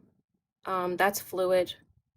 That happens during inflammation, trauma. Which makes perfect sense now that I read it. The cytokines and the immune cells, to put it simply, they congregate to that region, causing inflammation, causing fluid accumulation, which would explain, like, I mean, have you ever like cut yourself or burned yourself or formed an infection where like pus forms? Yeah. I thought that the pus was just the infection. So it's not just the bacteria, it's actually also the immune cells that congregate there. Same thing like anaphylactic shock. You eat something, your throat swells, right? The reason why that's happening is because your immune cells see that there's a threat, so they congregate there, they cause swelling, and the histamine cells congregate there to try to repair that area. And that in itself causes a small fluid shift. But if it happens on a mass scale, like with Jesus, there is going to be fluid, like especially like extreme whipping, damage to the body. There's going to be a lot of inflammatory response, fluid accumulation. Does that make sense? Sure. Let's assume all that's true. Okay. So, but I don't think that Jesus wasn't crucified. So why don't you believe in Jesus? I just don't think he rose from the dead.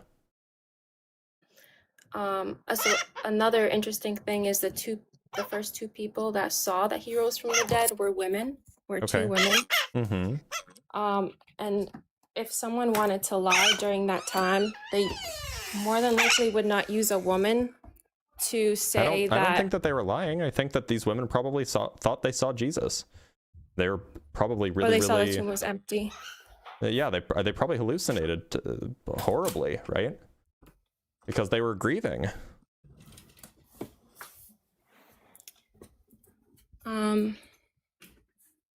Yeah, that makes sense. But what I'm trying to say is, if the authors were trying to prove something that wasn't true, I think that the authors were trying to report what the women said. I don't think that they were trying to like prove it true. I think that these women probably believed that they saw an empty tomb.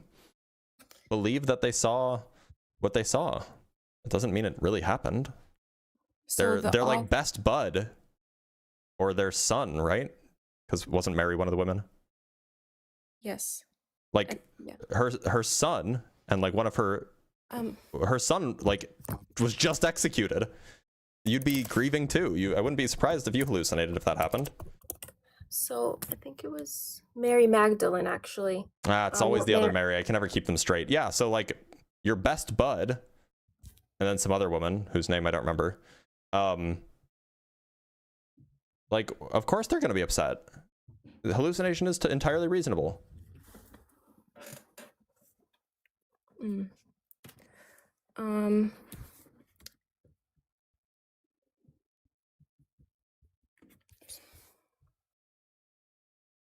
So it's also interesting because the authors like Paul and a lot of people ended up dying. Sorry, can you give me 1 second? I'm getting a phone call. Sure.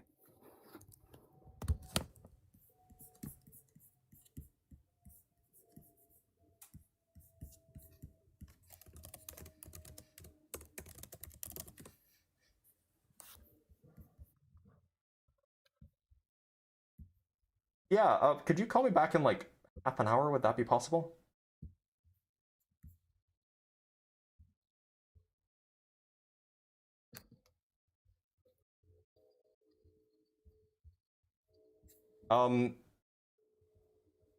Yeah, I'll be, well, I don't know when I'm coming in next, so it's hard to say. Oh, that's true, I do. That's true, I do.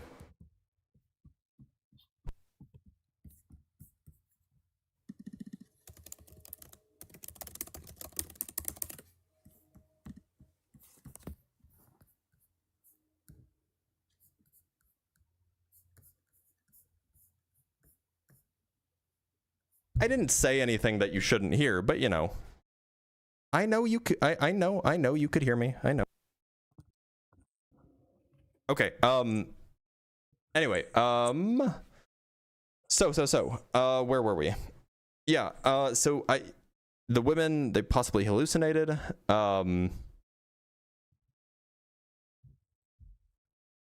What's next? There are also extra biblical facts. I mean, documents that support like that Jesus was real, that he was crucified. I agree both of those things happened. I agree that Jesus was real. I agree that he was crucified. Just that you doubt. I just don't think that he rose from the dead.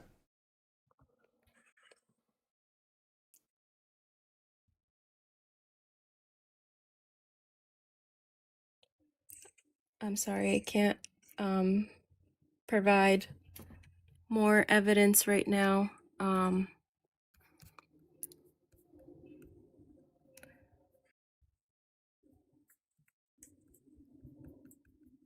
Okay. Well, look, I'm going to let you go because it's about that time anyway. But thank you so much for being here, Tasha. Take care. Thank you. Take care. That was unusual.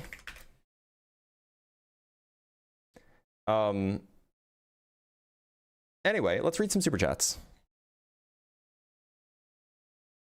From Names Telatin.